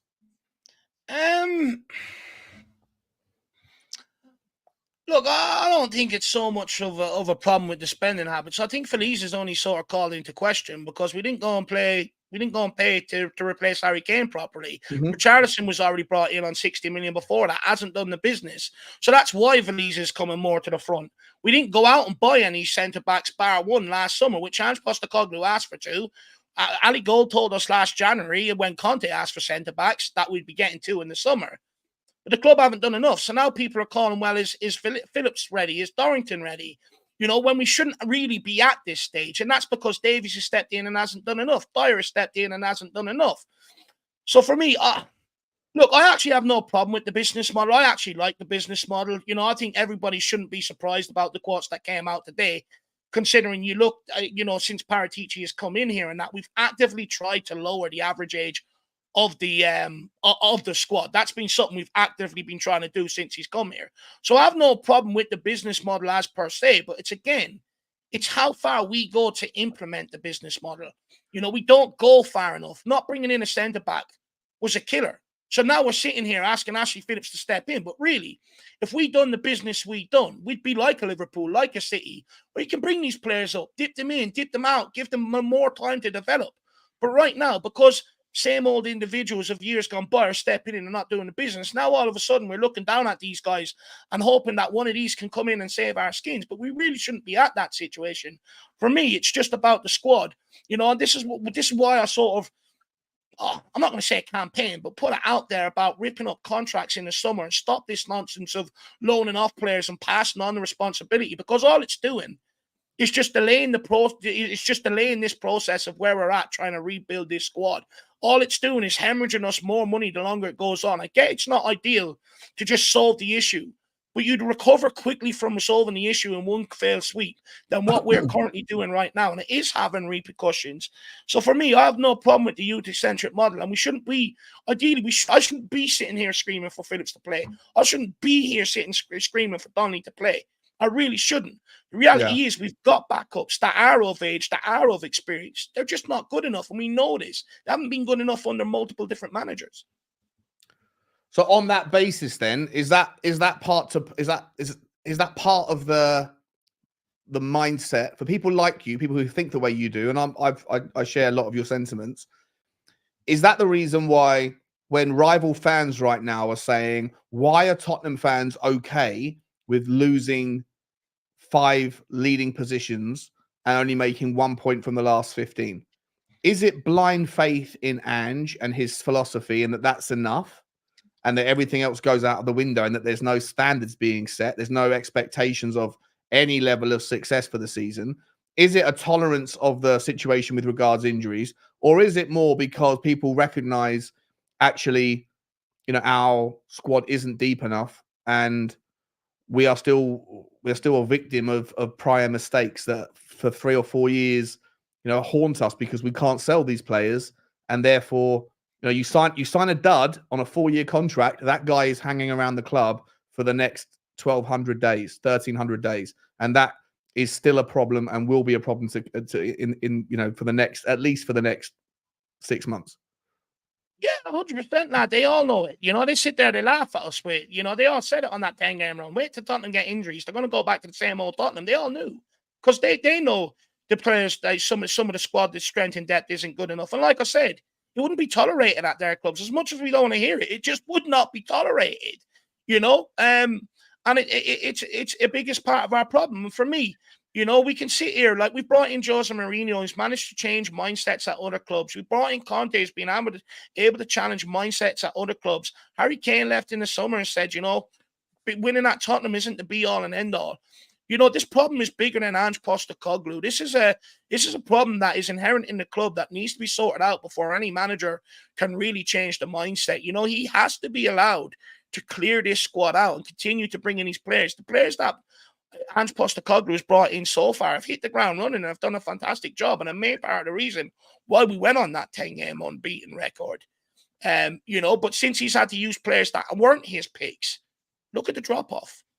And for me, it's just and it's only a problem that, and I'm not just doing this because we lost, but I've always sort of held the same opinion, on this, Sean. When we spoke about this many times, it's only a problem that Daniel Levy can sort out, getting tough on these guys and saying, look, no more of this. For instance, we allowed Dyer to hang around in the summer. Why? What's he done this season? What's he contributed? And now we're going to be, doing everything we can to get him out in January, but the damage is already done. And this is the problem. And until that's sorted out, and we stop accepting mediocrity, we stop begging players to perform even though they haven't done it, we ain't going to move on. Now, look, I'm not sitting here and saying it's our main problem, but until I see Spurs give a manager a proper squad to work with when these fixtures come in thick and fast, and it's his squad, players that he trusts, then I struggle to go after managers. I really do. I feel sorry for them at times. Yeah, listen, I agree. I 100% agree with that the squad isn't his yet. But at the same time, I think that, I know this season there's only been 1 manager sacking, I think, or 2 manager sackings, and that's unusual. But let's be honest, like the last season was maybe an extreme on the other end, where I think there was like 17 manager dismissals within the year. But ultimately, the average managerial tenure in a Premier League football club at the moment is, I think, 16 months.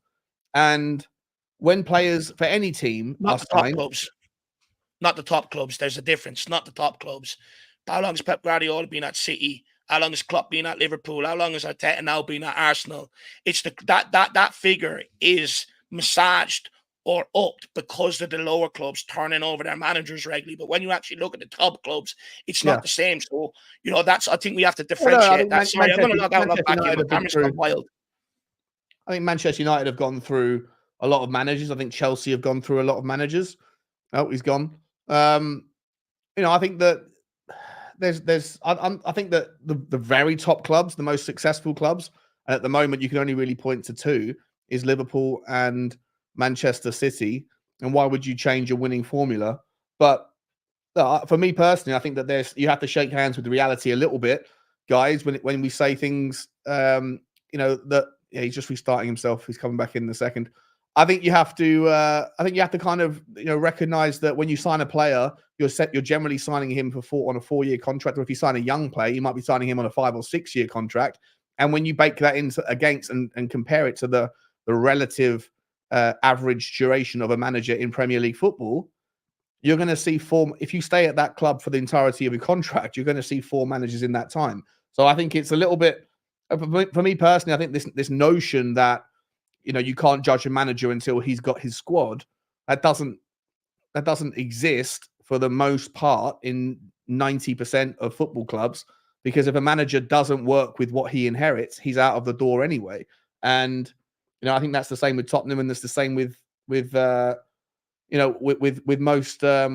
football clubs. I think just the reality of the job is you have to work with what you've got, and you're going to try your best to get things done. I think an interesting example of a manager that's only been here for a short time that has done relatively well, or in fact, incredibly well. And it pains me to say it, because I'm going to have to put out a some sort of acknowledgement that, as much as it kills me, that Henry Wright was right about this club and this guy, and that's Aston Villa's Unai Emery. They seem to have a model there that ever since they came back into the Premier League, they started, I think they finished 17th, and I think they finished 12th, then 14th. And then last season, they finished, 7th.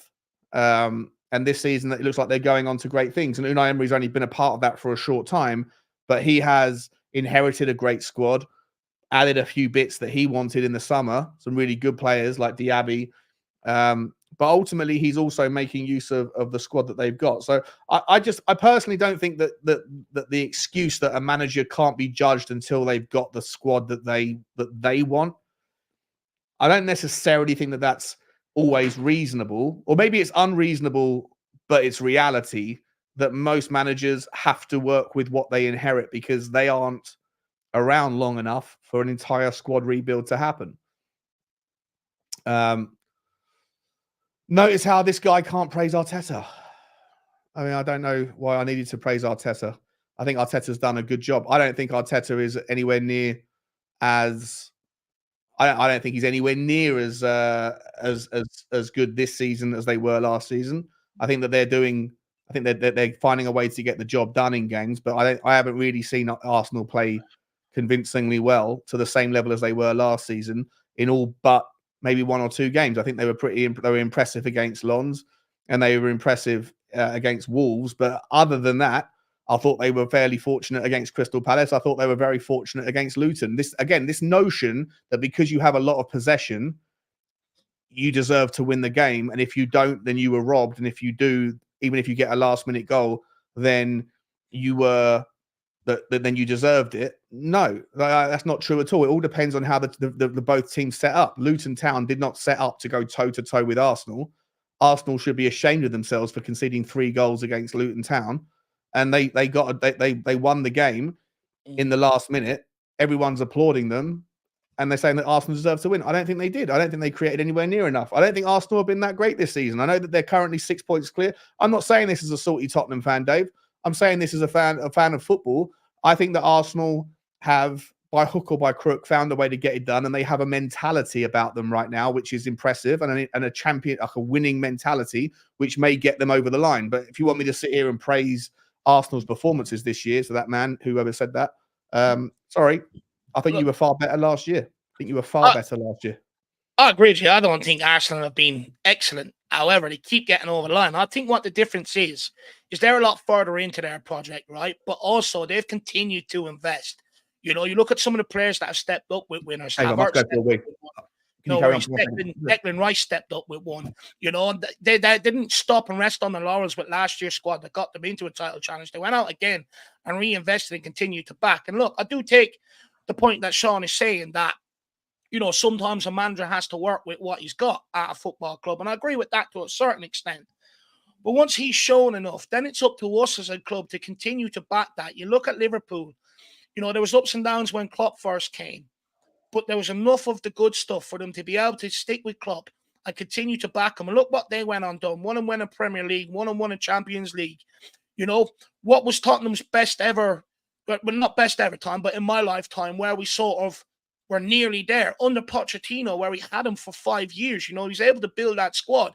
And where Arsenal are at now, everyone's been together for quite some time. So they muck in for each other. They have that camaraderie and stuff like that. With us, we still don't have that yet because we keep chopping and changes between different managers. We keep bringing in players for different managers until we actually give one manager a chance. So we haven't had one manager in the dugout for a full season since Pochettino was sacked. You can't keep doing that. You know, only relegation clubs do that, and eventually it ends up catching up on you. That's why Everton, from when I first started, you know, watching football with the age I am, Everton were up there in the top half of the league. But, you know, over the last few years, poor decisions, continual sacking of the managers. Look where it's ended up with them.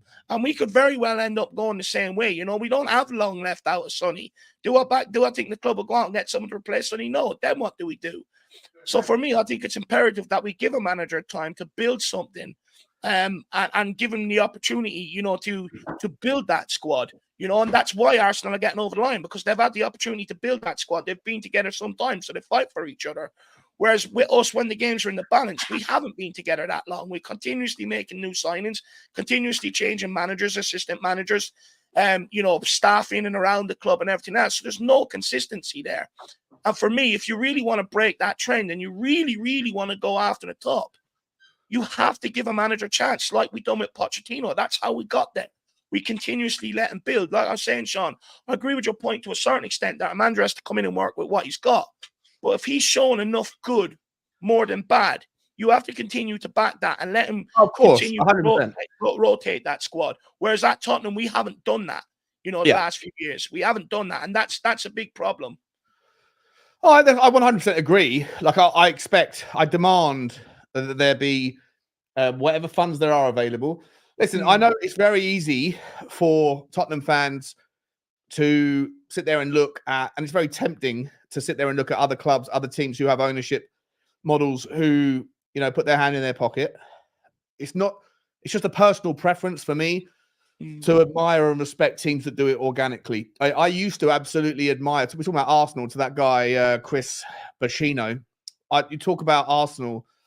I used to admire Arsenal, even though it's my job as a Tottenham fan to absolutely despise Arsenal. I used to absolutely reflect on the way that they created so much success over the last sort of decade or two by doing it within their means, by building the stadium, by going through the patient rebuild and not being able to spend money. And it took them a while to get back on the success train, but everything that they built before that under Arsene Wenger was done organically. You know, now the only teams that have done it that remain organically successful is Liverpool. Everybody else have put their hand in their pocket and spent well beyond their means. It's just not something that I respect when you have to live a credit card lifestyle as a football club. I don't respect human beings that are that go out and you know, live way beyond their means because they're trying to you know, adhere to a lifestyle that they can't afford. I don't respect governments when they do it, live off of credit cards. I don't respect charities. I don't respect companies. I think that you should, you know, have to work and try and improve your bottom line to be able to, you know, improve the spending on the top line. And I like the fact that Tottenham aren't doing it that way, but ultimately with that comes a frustration when you see other teams doing it. And I understand why other people don't fancy to, or don't follow that same sort of path or same sort of mindset, but it's how I feel. And I hope that Tottenham will put every penny that they can towards the right transfer budget this year. On that note, Dave, are you someone that whoever we sign, if you can trust the process or the notion that Ange has agreed it, will you get behind any signing, regardless of the name, regardless of the quality, regardless of the fit for purpose, you know, ideology? if Ange has, which he said he would do, he said, no one's coming into this club unless I'm on board with it. So if we go and sign a Lloyd Kelly, if we go and sign, you know, Illing Jr. from Juventus, if those are the sorts of players that we're signing, are you okay with that? Look, I'm okay with that. Like I said, I like Tottenham's business model, the way we're going. And look, just before I get into that, Shawnee, I agree with you in terms of, you know, I respect clubs that try to do it organically. And that's what we're trying to do. However, we keep making wrong decisions within that process. And I'll be honest, the older I'm getting, the less tolerance I have for it. You know, my ticker's ticking. You know, I need to see trophies before that last beat ends up happening. You know, But look, when it comes to the transfer business, for me, I do think players have sort of been prejudged the last few years before they've even stepped foot on the football pitch at Tottenham, and I don't like that. I'd give any player a chance. I think sometimes people may sort of not understand where I'm coming from, but I critique, you know, I judge players on what I see off them on the pitch. I don't judge them. You know, I always give my opinion on how I think they'll do before we sign them and stuff like that. But I really sort of judge them on what they do on the football pitch, the impact they have at the football club. You know, people can't understand why I can't get behind the Celso, but I'm fully behind Maddison. We look at the impact Maddison had over the 12 games compared to the Celso over 4 years, completely night and day. But yeah, look, I'll give them an opportunity. I'll always give a player an opportunity for sure. You know. Yeah. Before we move on, do you want to just quickly this January, Shawnee, and I'll address this from Jason Bell. We have to expect, you know, over the next couple of transfer windows, we will be signing some homegrown players. That's why we ended up putting the outlay on 50 million. I know a lot of people would say, why couldn't we spend that elsewhere? But all you had to do was look at the squad going into it before deadline day, which I'd done. And I looked at it, and that's why I came out deadline day morning and says, Tottenham won't do any business unless it's a homegrown player, because that's what we need to fill the squad. When you look at the squad, we've got a lot of good, I would say, players that, you know, are foreign. But what we don't have is our homegrown quartet. That's not strong. And I'd argue that's strong at Arsenal, strong at Liverpool, strong at City. And that's also another area where we sort of fall down and lack. But yeah, I'd 100% get behind the signings that come in. At the end of the day, we need reinforcements for sure. And I'd actually argue that I do think Tottenham have got a lot of the signings right over the last few years. It's just when we go down and rely on squad depth, that's where it really sort of becomes an issue. But Jason Bell, member for 26 months, by the way, great service, my man. Absolute great service. If I had, I'd give you a medal of honor, my man. That's unbelievable. He says, I totally agree, Dave. We simply don't have the squad depth to maintain the form we started seasons with. And look, that's where I'm at with it. You know, I've done a lot of research. I've gone back and looked at, you know, fixtures in years gone by, you know, where the results sort of tend to come off. And that's why I keep banging on about it. October, November, December. It's been a huge problem at Tottenham under multiple managers now. Nuno got sacked just before Halloween. Jose Mourinho, when it tailed off for him, was actually December. Conte, you know, got off to a great start. Could have been sacked by Christmas because the form completely dropped off. But that form dropped off in and around October after the international break. Pochettino got sacked in and around October, November, December as well. I think November, if I remember correctly. So it's a continuous problem at Tottenham. That's why I keep highlighting and pointing it out. And that's why, for me, when it comes down to it, it comes down to squad depth. We just simply don't have the squad to carry injuries or suspensions. We're so reliant on them first 11 in their positions. It's just not good enough. But well, a big up, Jason. That's the thing for me, mate. Like I worry a little bit about. It's not worried. It is what it is, right? If Tottenham are changing tact and going, and I understand the logic from it. Looking through the accounts, looking at the player trading liabilities, looking how much money we have coming out in the short term, i.e., in the next 12 months that we owe for transfers from previous years, and how much we have in the long term, i.e., in payable within or over 1 year, but within 3 or 4, and kind of going, we are still suffering from misspend.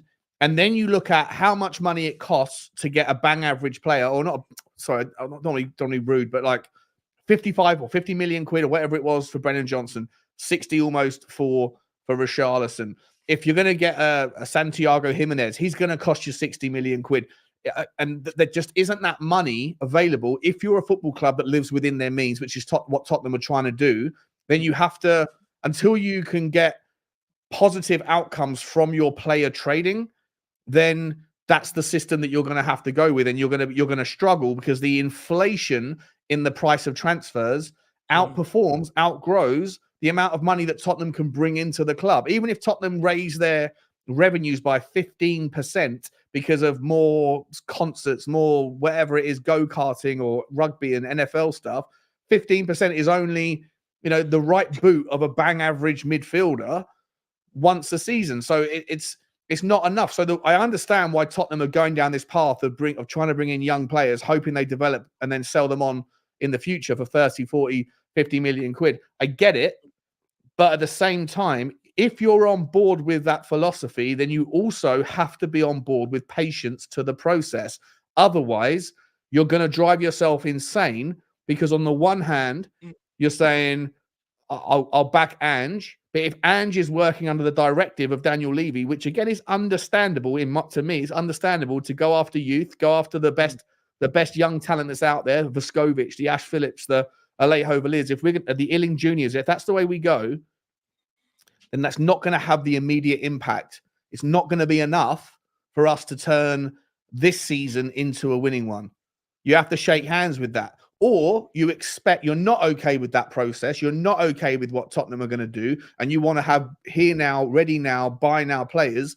But on that process, I don't think that's going to happen. So you're going to be disappointed anyway. But in that world, with the money we have available, you're only ever going to get one player. And when you've already got 4 or 5 players from the first team missing, then you're not going to have enough numbers to fill the void that the injuries that have come our way are going to continue to be a problem with. So on that, for me, Sean, yeah, go on. On that, just quickly, my man, what I would say, it depends on what Tottenham classify as young players, because, even in the summer, we signed a lot of players that are, 23, 24, 25. You'd like to think they can come in and hit the ground running. It depends, all depends whether we go after players of that age or players of a younger age, 18, 19, 20. That's where you'll have to end up developing them. That's where you'll have to show patience. But if they're 23, 24, 25, Van de Ven, 22, Vicario, 24, players like that, you can actually expect them to come in and hit the ground running. It depends on what age of that young side that Tottenham go on target, in my opinion. No, listen, I agree. And I don't know which version of the two it's going to be. We signed the Vuskovic, right? That cost us 10 million quid. That's 10 million. It might not be 10 million. You have to remember that in reality, your budgets are amortized, right? So if that's on a 6 or 7 year kind of deal or whatever with Hijuk split, then, it's only really 18, like, it's like 1.5 million or 2 million quid a year or something. So it's not that much in terms of out of the budget. But I think it's a little bit of a combination of both. But I'd be very surprised if we don't sign someone like an Illing Jr. And to me, I don't know whether he's going to come in and have the immediate impact, but he's still going to cost you 15 million quid. So even if you have a 60 million pound budget and you're spending 15 million on a kid who's played, a little bit here, a little bit there for Juventus, and maybe he fits the system, maybe he doesn't, maybe he's ready to come in, maybe he isn't, maybe he's the replacement for Perisic. I'm not sure, but that's going to be 25% of your budget on a player that you're going to have a lot of hits and a lot of misses. He's going to maybe have moments of excellence, but he also might struggle with that adaptation. Even though he's a London lad, he might not necessarily be ready yet. So if you have 1 or 2 of those this January, how are you going to feel? If Tottenham do sign an Illing Jr. and we go and sign somebody else that's 19 years old, that's coming from, he's had 7 or 8 starts, done a little bit here, a little bit there for some team in Spain or for some team in Italy or a team in the UK. If we sign that kid from Blackburn Rovers that we're looking at, are they gonna satiate you? I don't think they're gonna satiate the people in the comment section, and I don't think they're gonna satiate the people on Twitter. But if you're okay with it, if you're on board with if Ange wants it, then and he's okay to every trade, every transfer, then it's okay with me if it's okay with him. Is it really going to be okay with these people? No, look, we know Spurs fans, it's never going to be okay, right? We want to be dining off the top shelf, and look, I understand that, to a degree. I think I think it was Checkmate makes a good point. When Spurs won a trophy, we had Keane, Defoe, Berbatov, Ledley King, Jonathan Woodgate, people like that right throughout the team, been there, done it, sort of experienced players. But look, for me, I'll be honest, I would be annoyed if an Illing Jr. came in to a certain degree, because it doesn't solve a problem. You know, for me, it's got to be a striker. Bring in a striker solves a problem. Bring in a centre back solves a problem. Not players that were Is it a already stuck in combination of them both? areas. Would you be okay if you got an Ealing Jr. as your winger, as the winger that everyone needs, and you got a Santiago Jimenez or an Ivan Toney, and then you got a Lloyd Kelly? Would that be a good enough window for you? Lloyd Kelly, even though he comes with an injury problem, I still think that Lloyd Kelly, for me, I worry about his injury. I don't want to add another injury-prone player, but I do think that guy is a player that no one's seen the best of because he is a better fit for a system that allows him to spread his legs and cover, and he doesn't get to do that at Bournemouth. But would you be okay with a Lloyd Kelly, a statement striker like an Ivan Toney or like a Santiago Jimenez, whatever, and then a kid on the wing who was coming in to compete and replace Perisic? Look, I'll be more than okay with that because, look, you know, for me, if you're bringing in Ealing Jr., right, and you still don't address that striker issue, he's still going to suffer the same problems as Kulu's suffering now, as Brennan Johnson's suffering now in terms of assists and goals, and everyone then is going to be looking at the kid. Is he good enough? You know? And you're not really actually giving the kid a chance to succeed either by doing that, you know. But if you bring in the striker and you bring in the centre back and you bring in the kid, no problem with that whatsoever at all. No problem. So it's a little combination of both is what you want. Like you're okay, you'll be patient with the process of youth development, but as long as we also fix the here and now. Look, I'm okay with the youth development. You know, you routinely hear me ask for Phillips to be played ahead of Dyer or Davies, same as Dorrington. Give it Dolney the opportunity if other players don't want to do it. I'm not one of them. But they're not being played though, which to me is a question mark, right? Like if you've got the very best under 21 team in the Premier League right now, in the Premier League 2, you've got some absolutely standout players that are too good for that level, and you've got a manager who has been told that you're going to need to develop young players, but who doesn't choose to play them and would rather shoehorn players out of position. Look, I personally was okay with playing the 4 fullbacks ahead of Dorrington. I didn't want to see Dorrington have to be deputized alongside Eric Dyer or alongside Royale or whatever. I didn't want to see that guy thrown in the deep end in that environment against those games. It didn't happen to matter anyway because we lost most of the games either way. But Jamie Donnelly, I think, is the clearest case of potentially missing the wood for the trees here from Ange. If you do want to throw a little bit of shade on him, then I think that you can do that with some of the substitutions. Last night, if you're trying to find creativity and you're taking off Gio Lo Celso for Ollie Skip when you've got a guy on the bench who scored goals in every single position. Not for the first time. He didn't do it. He gave him two minutes against City, but he didn't do it against Villa, didn't do it against Wolves. Like, if we've got a manager that doesn't want to trial these kids and we're going down a recruitment process of youth-centric, is there a problem there? Like, is there a lack of willingness, and is he doing that to prove a point, or does he just not fancy them? No, I don't think either, Sean. For me, like, you know, I think if you go off his model of giving everybody up an opportunity, right? You've had Davies who sat there patiently all this while. You've had other players that have sat there very patiently. He's given them their opportunity. They've had a run. It hasn't worked out. From here on out, I would like to see Ange maybe be a bit more braver, give these kids an opportunity. Look, personally, where I think Ange Postecoglou is at with this, Sean, is I don't think he'll fully give them proper opportunities until they come on when Maddison's on the pitch and Van der Ven's back on the pitch and stuff like that. Personally, that's what I think maybe he's aiming at, but it could come sooner rather than later. But we have to understand, you know, and everyone was all behind us at the summer. Let's give Ndombele another chance. Let's give this guy another chance. This is Ange's model. This is what he wants to do. Now results have turned. We're relying on other individuals. Everyone's going against Ange, and no one's sitting there going, well, if this is what Ange wants anymore, which I told everybody would be the case once we start losing games. But, you know, for me, you know, he's giving players an opportunity. He's trying to weed out who's good enough, who's not.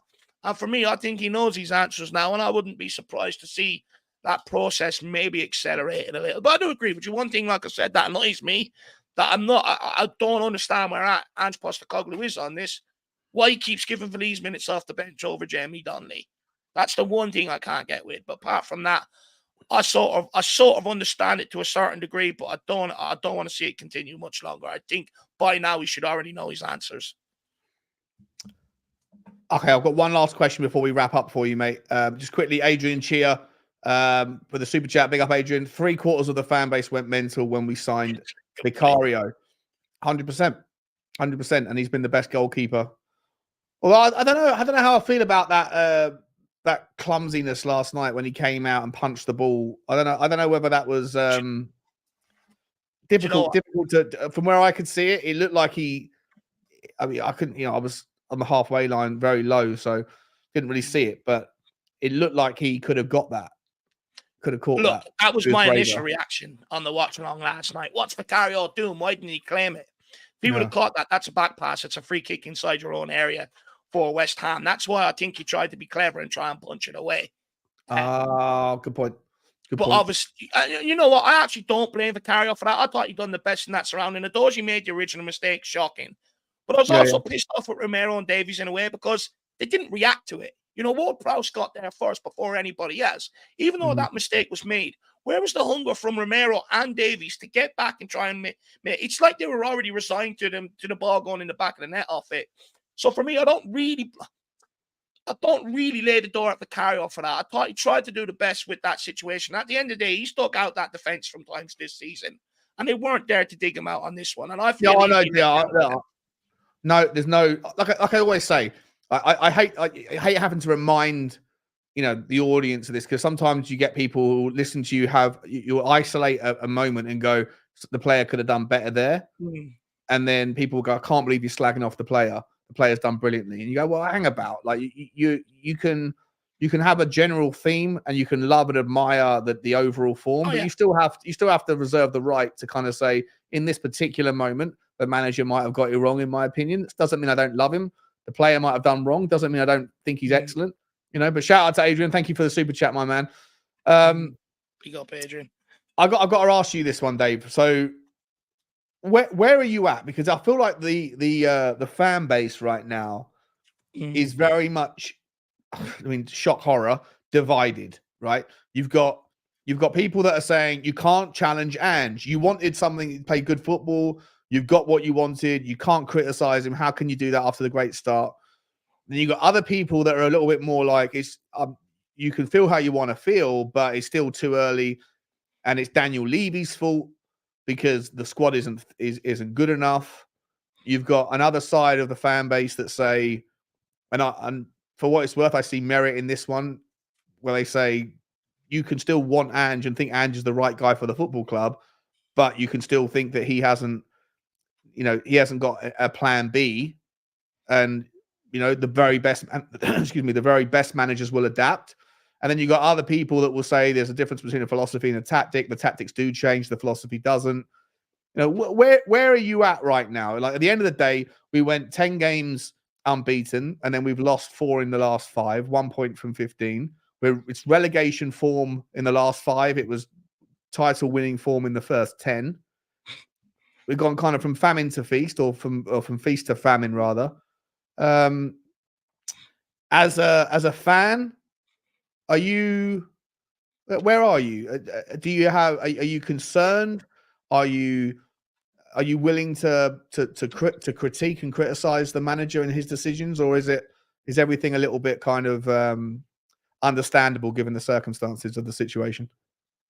No, look, first of all, I think you're entering a dangerous world where you can't ask questions of anything, and it's not a world I want to live in. I think, people probing and asking questions is always a good thing.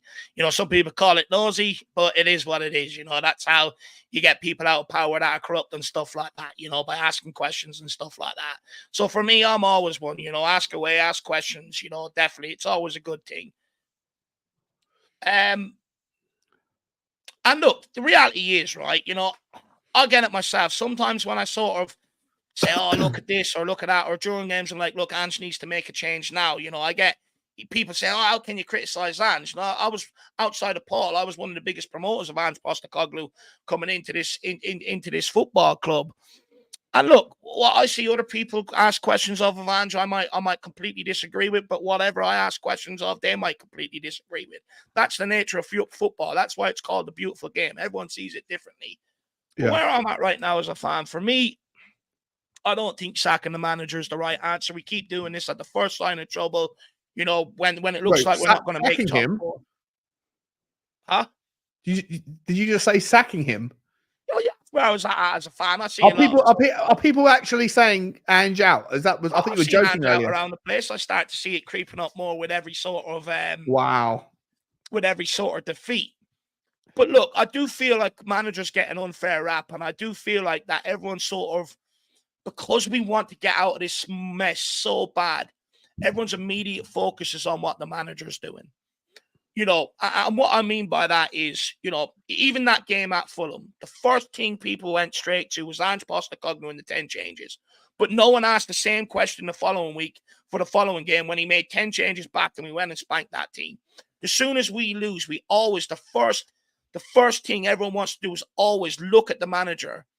I don't agree with that sometimes. I think there's more than enough protection for players out there. I think we need to learn to expect and demand more from every single player that walks in at this football club.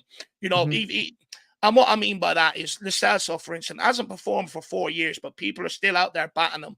Give him a chance of what evidence that he's produced over the last 4 years. You know what I mean? We're very hesitant to sort of criticize players. And that's because we think that they always have the club's best interest at heart when they're here, which they don't. Some of them just do not. We have to shake hands with that reality. Some of them come for the paycheck without having that desired work ethic or that feeling or attachment to the club, which most players don't when they come to your football club right now. That's why it is up to the fan base to make sure they know the levels you have to reach to become a Spurs player instead of pandering to every single thing they do. But also, you do have to look at the top at times. You do have to look at other areas. But I do think we're very quick. And that's proven over the last couple of seasons with how many managers, assistant managers we've had in the dugout. That when we lose games of football, we're very, very quick to go after managers. And I think if we want things to change at Tottenham, we have to give a manager at least 2 seasons at this football club, to try and then sort of judge it from there. Midway into next season, judge it from there is where I'm at with it, Shawnee, rather than just initially we're losing games, let's go straight after this, That's where I'm at with it personally. Yeah, I agree with you, mate. I think what you just said is absolutely spot on, to be entirely honest. I've got to bring up Marshall here. Marshall's point here, I think, is spectacularly insightful. If we had this many points, but the results have been a bit more mixed, we wouldn't have people being so harsh with Ange. Yeah, I think people have very short memories, right? And recency bias is being at play here. But ultimately, I think that it is what it is. It is that the results have come the way they've come, and that's why I ask questions like, have we been found out? Because I think that Tottenham's team last night, on paper, as much as I admire West Ham, again, kills me to say it, but I think it's the best and the strongest version of West Ham, even with the absence of Declan Rice, for many, many years. And I think that it was always a very much a banana skin on. I said it, 2 or 3 times last week or this week, but yeah, I think you do have to ask those questions when you do lose 4 in 5, and the only game that you turn up for, or the only game that you get something out of, is away against the champions. What's going on there? And I'll extend that kind of notion and say I think that Newcastle on Sunday is going to be incredibly difficult. Eddie Howe is a tactician and will have learned the template.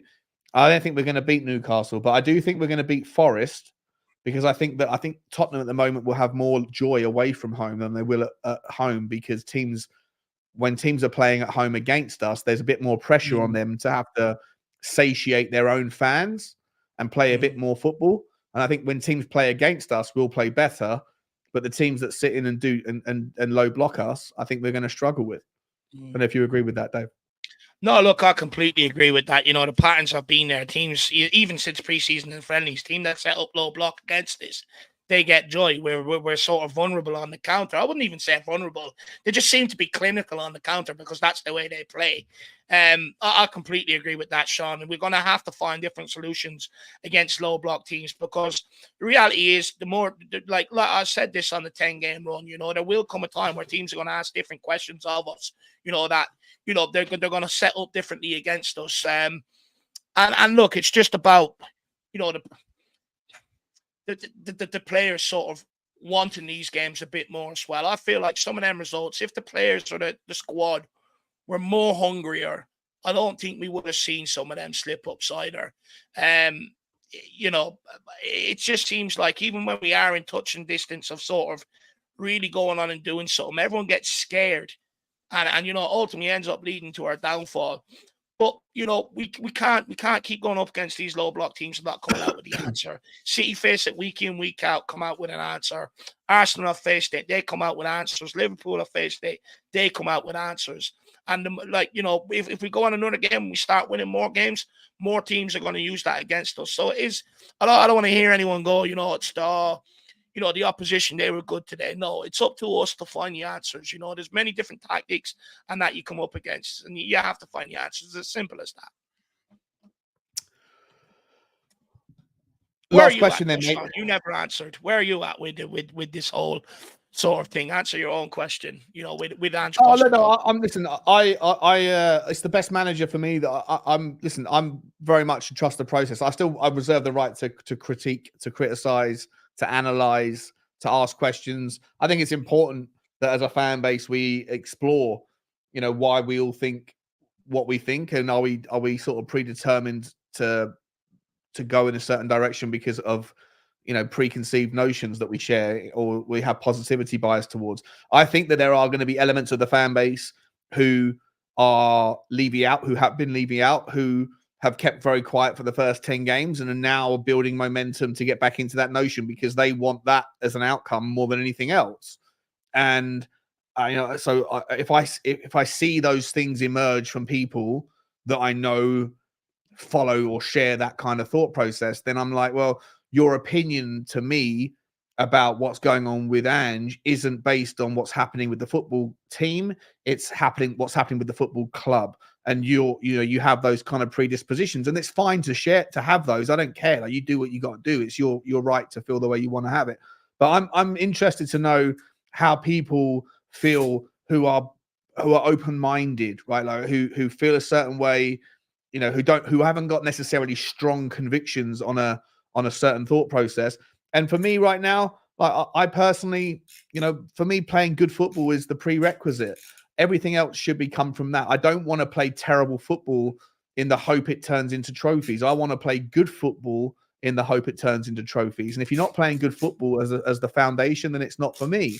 I'm a traditional Tottenham fan, but I think that you can still ask questions about Ange. I think that there are tactical questions that have, I think he, you know, let me give you this as an example. After the Wolves game, right, I was fuming. I traveled up in the rain and the sleet, 4 hours to go to Wolves with Henry. Watched the game. I've got a 4.5, 5 hour journey back, probably a 6 hour journey because of the traffic at the end of it.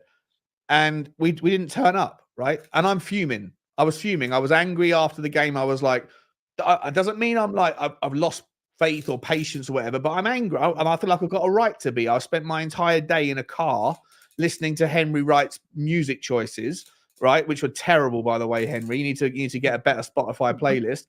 And I feel like, you know, if I don't feel like the players have turned up, then what's that? I'll give you mine. You'll be buzzing. There's a bit of everything in there. I'll take that. But I feel like you have a right to have a moan, right? And everyone was telling me you can't criticize it. How you're missing the wood for the tree. I'm like, well, maybe I'm a little bit emotional, but I still feel the way I feel. The players didn't turn up. I thought the manager got it wrong. He didn't play. He played Conte ball, not Ange ball. Like, we didn't do it the way we're supposed to do it. And then everyone's telling me I'm a mug for going down that thought process. Within 24 hours, you hear Ange's initial thoughts, which were fairly defensive.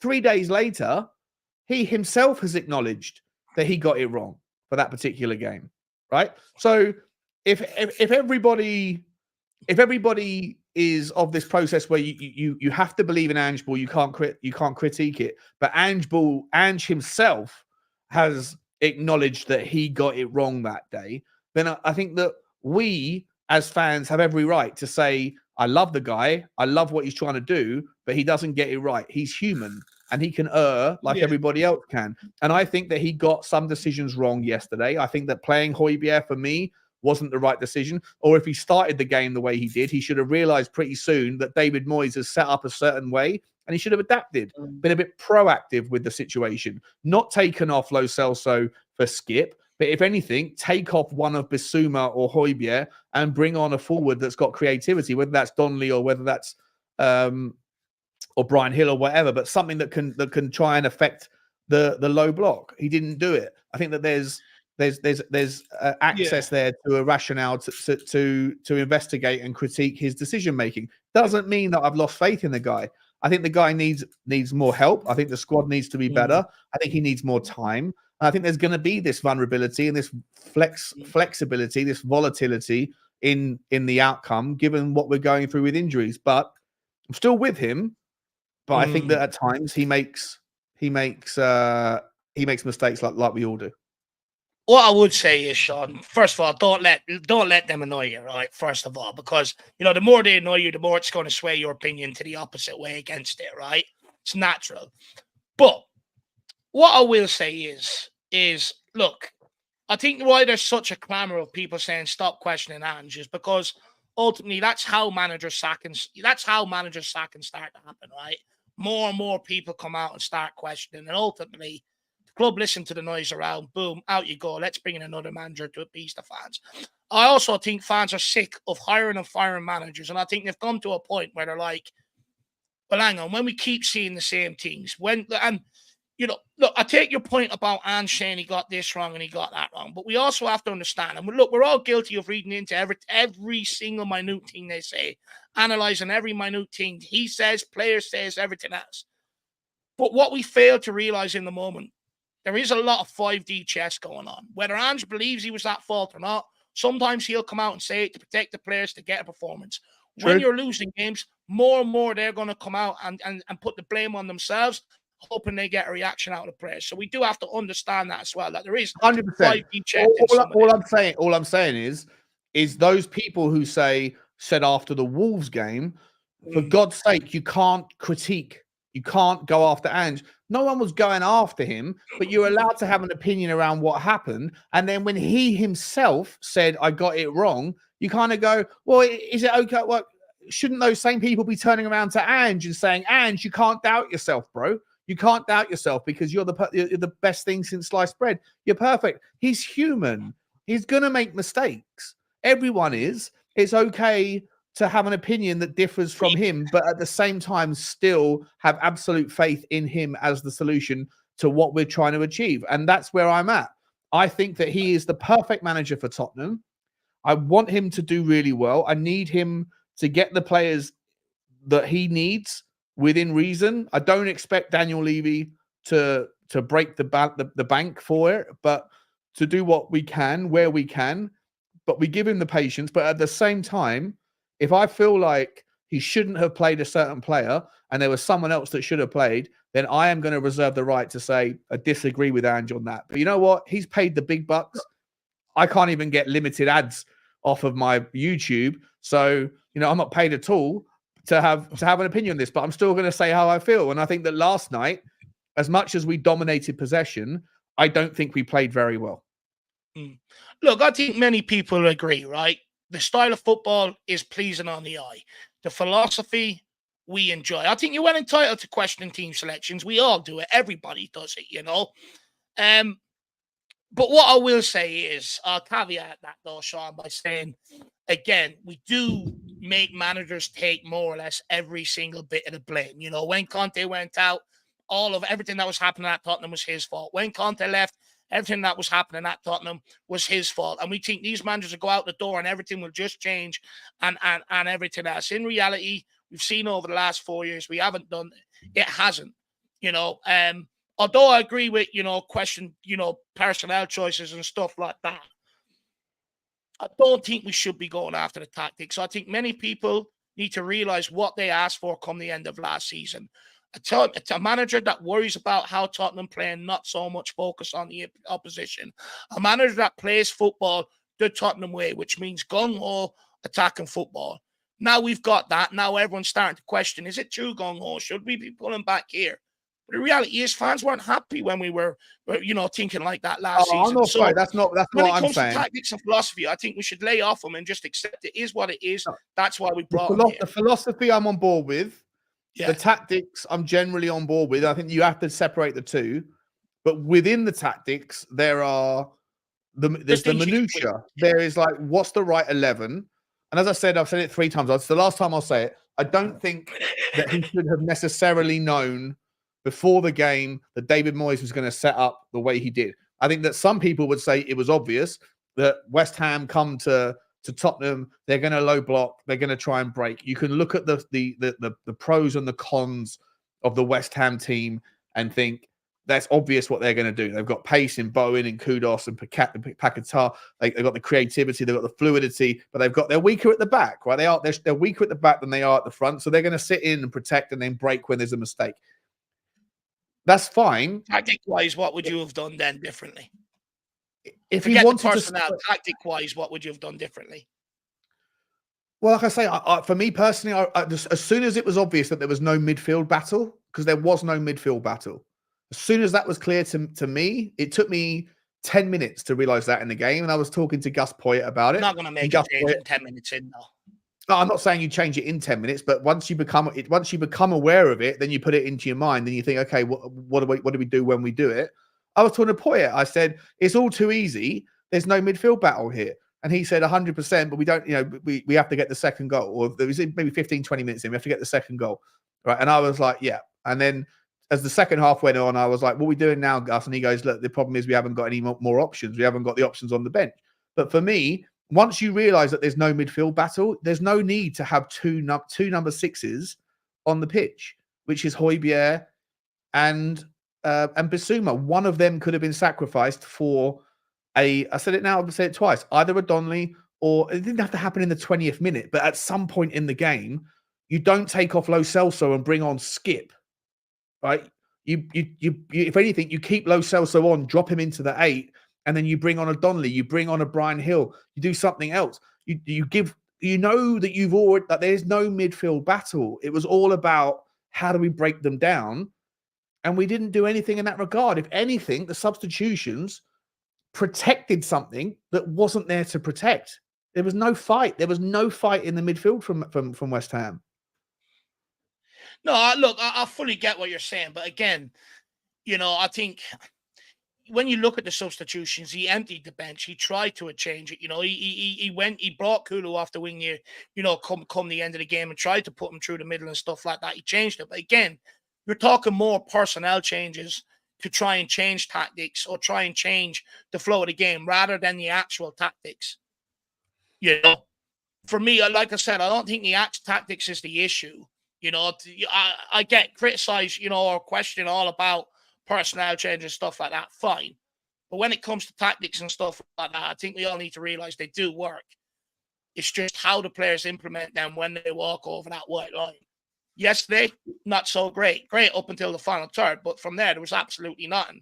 And look, I get what you're saying about the substitutions. I understand that there was a lot of people sort of unhappy to see Skip enter the fray. At the same time, the other thing I'd say, mate, is there was no animation from Ange, and I was sat in the perfect spot. He was 10 feet in front of me for the entirety of the second half. He just stood there watching. There was no communication from him. I didn't see Ryan Mason. Ryan Mason didn't come out of his dugout. The other fella didn't either. Usually there's it's a hotbed of activity where they're trying to they're coming up with ideas. Like in the first half, Ryan Mason jumped out of his seat 3 times and whispered or said something to Ange, and Ange's like, okay, cool. They're communicating. Second half, there was nothing. There was no. It was almost like a fait accompli.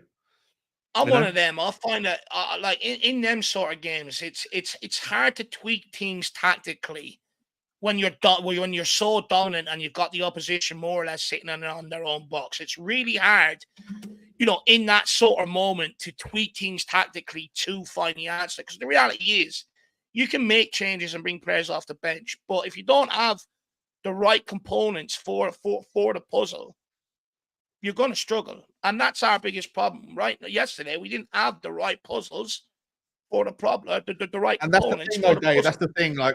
Where I was sat, and again, my own perspective, but from where I was sat, I think my takeaway was there's a massive difference between dominating the game and dominating possession.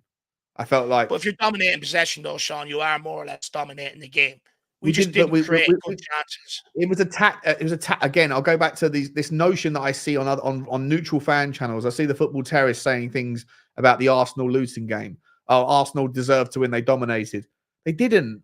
They didn't. It was by design. Luton didn't try to go toe to toe with Luton. And Tottenham last season, every time we lost the game, or every time we won if we won a game but we had 30% possession, the neutral fan was saying you were so lucky. Well, no, you're not lucky if it's by design to sit in and counter. And I don't think but that it's yesterday, by design because they know they can't go toe to toe. but So that's fine. But it's not. It's in a harder game. Having 70% possession does not mean that you deserve to win the game. No, it doesn't mean you deserve to win the game, but it does show you're dominating large periods of that game. It doesn't mean you deserve to win it. Of course, you don't deserve to win it. You know, we didn't deserve to win that. I thought West Ham had more chance. I thought West Ham had more chances to score in the first half. They had 2 or 3 chances that were gilt-edged chances, and they put them wide. Like I say, as much as it kills me to say it, the reality is, right, we played like West Ham did all last season, and nobody liked it. Nobody wants us to play that way. So I struggle to suggest. I struggle to sort of understand what we're asking for. I agree with you in terms of possession doesn't mean you deserve to win a game, but it does show you're dominating a game. And you know, Ange isn't going to play the other way because other managers got sacked playing that way. No, I'm not. Yeah, I'm more than happy for him to continue this process. But for me, it felt like we were just passing the ball around a hell of a lot. Like someone would go, oh, it's not easy for me to find the perfect pass here, so I'm just going to pass it. Again, it was no speed to it. It was a lot. It was slow and methodical, but with no killer instinct. And so for me, I just feel like this notion that West Ham I've seen people saying it was a smash and grab. No, it wasn't. I thought it was a tactical masterclass from West Ham, and I thought they absolutely. For me, there's no way that I don't think we deserve to win the game. I don't think we deserve to win that game. I'll be honest. I'm not going to go as far as calling it a tactical masterclass because Moyes sets up that way every single week, regardless of the opposition. You know, it's just West Ham players implementing them tactics. You know, making the right decisions at the right moments when they got them breaks. So I'm not going to call it a tactical masterclass by any stretch of the imagination. It wasn't. It's the way they play every week. Just players execute the tactics better on the day than what we did. Right. That's okay. What I'm okay. with it. Okay. I mean, semantics. You haven't got to call it a tactical masterclass, but they outplayed us in what mattered. Right. They didn't let us get close to scoring in the second half, and then they broke away and scored 2 goals. So. But it's easier to create chances when you're counteracting on a team, and Tottenham have most of their players up in and off the opposition box.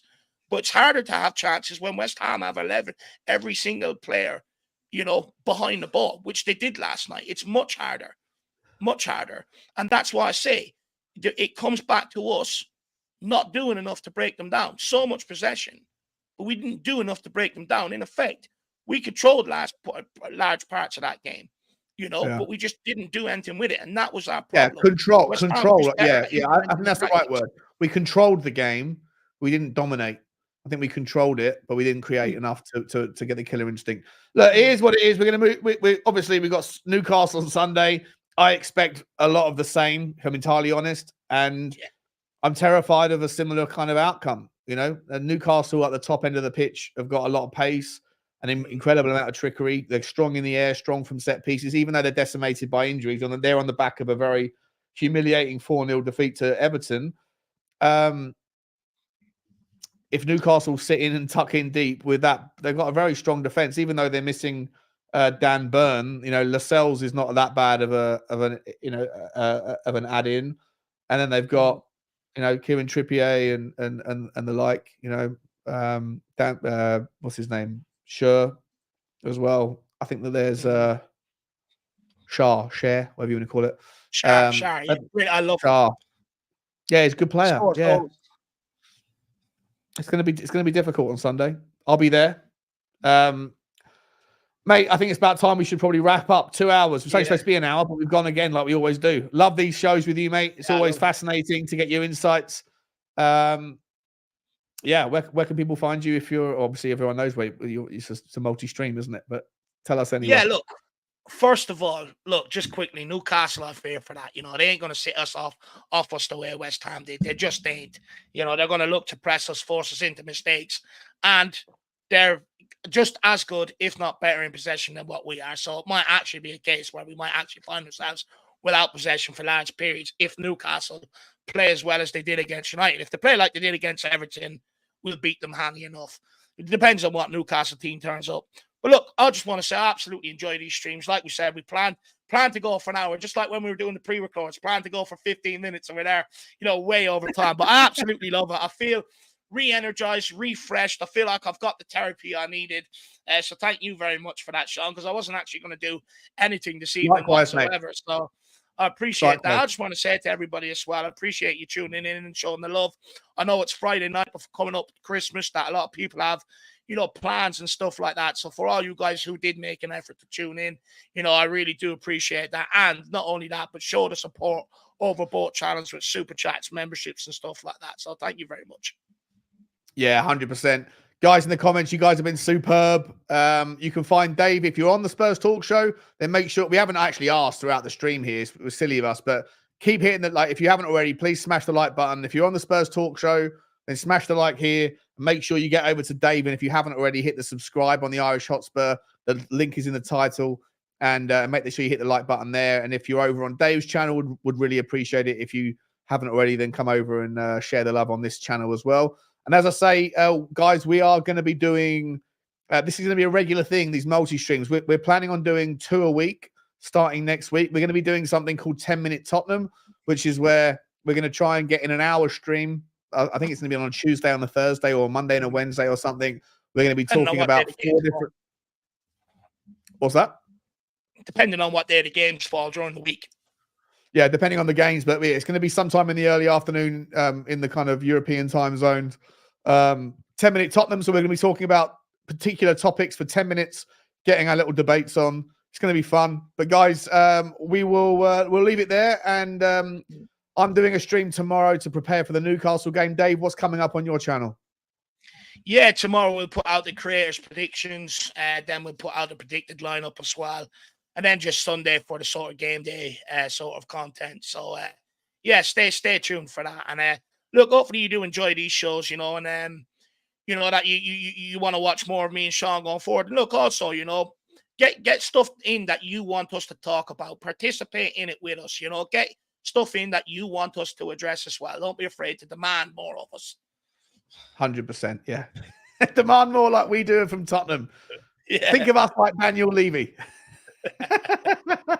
Demand more. All right, guys, we'll leave it there. Enjoy your weekend. Happy Friday to everybody. Like, subscribe, and comment to both channels. And as always, come on, you Spurs.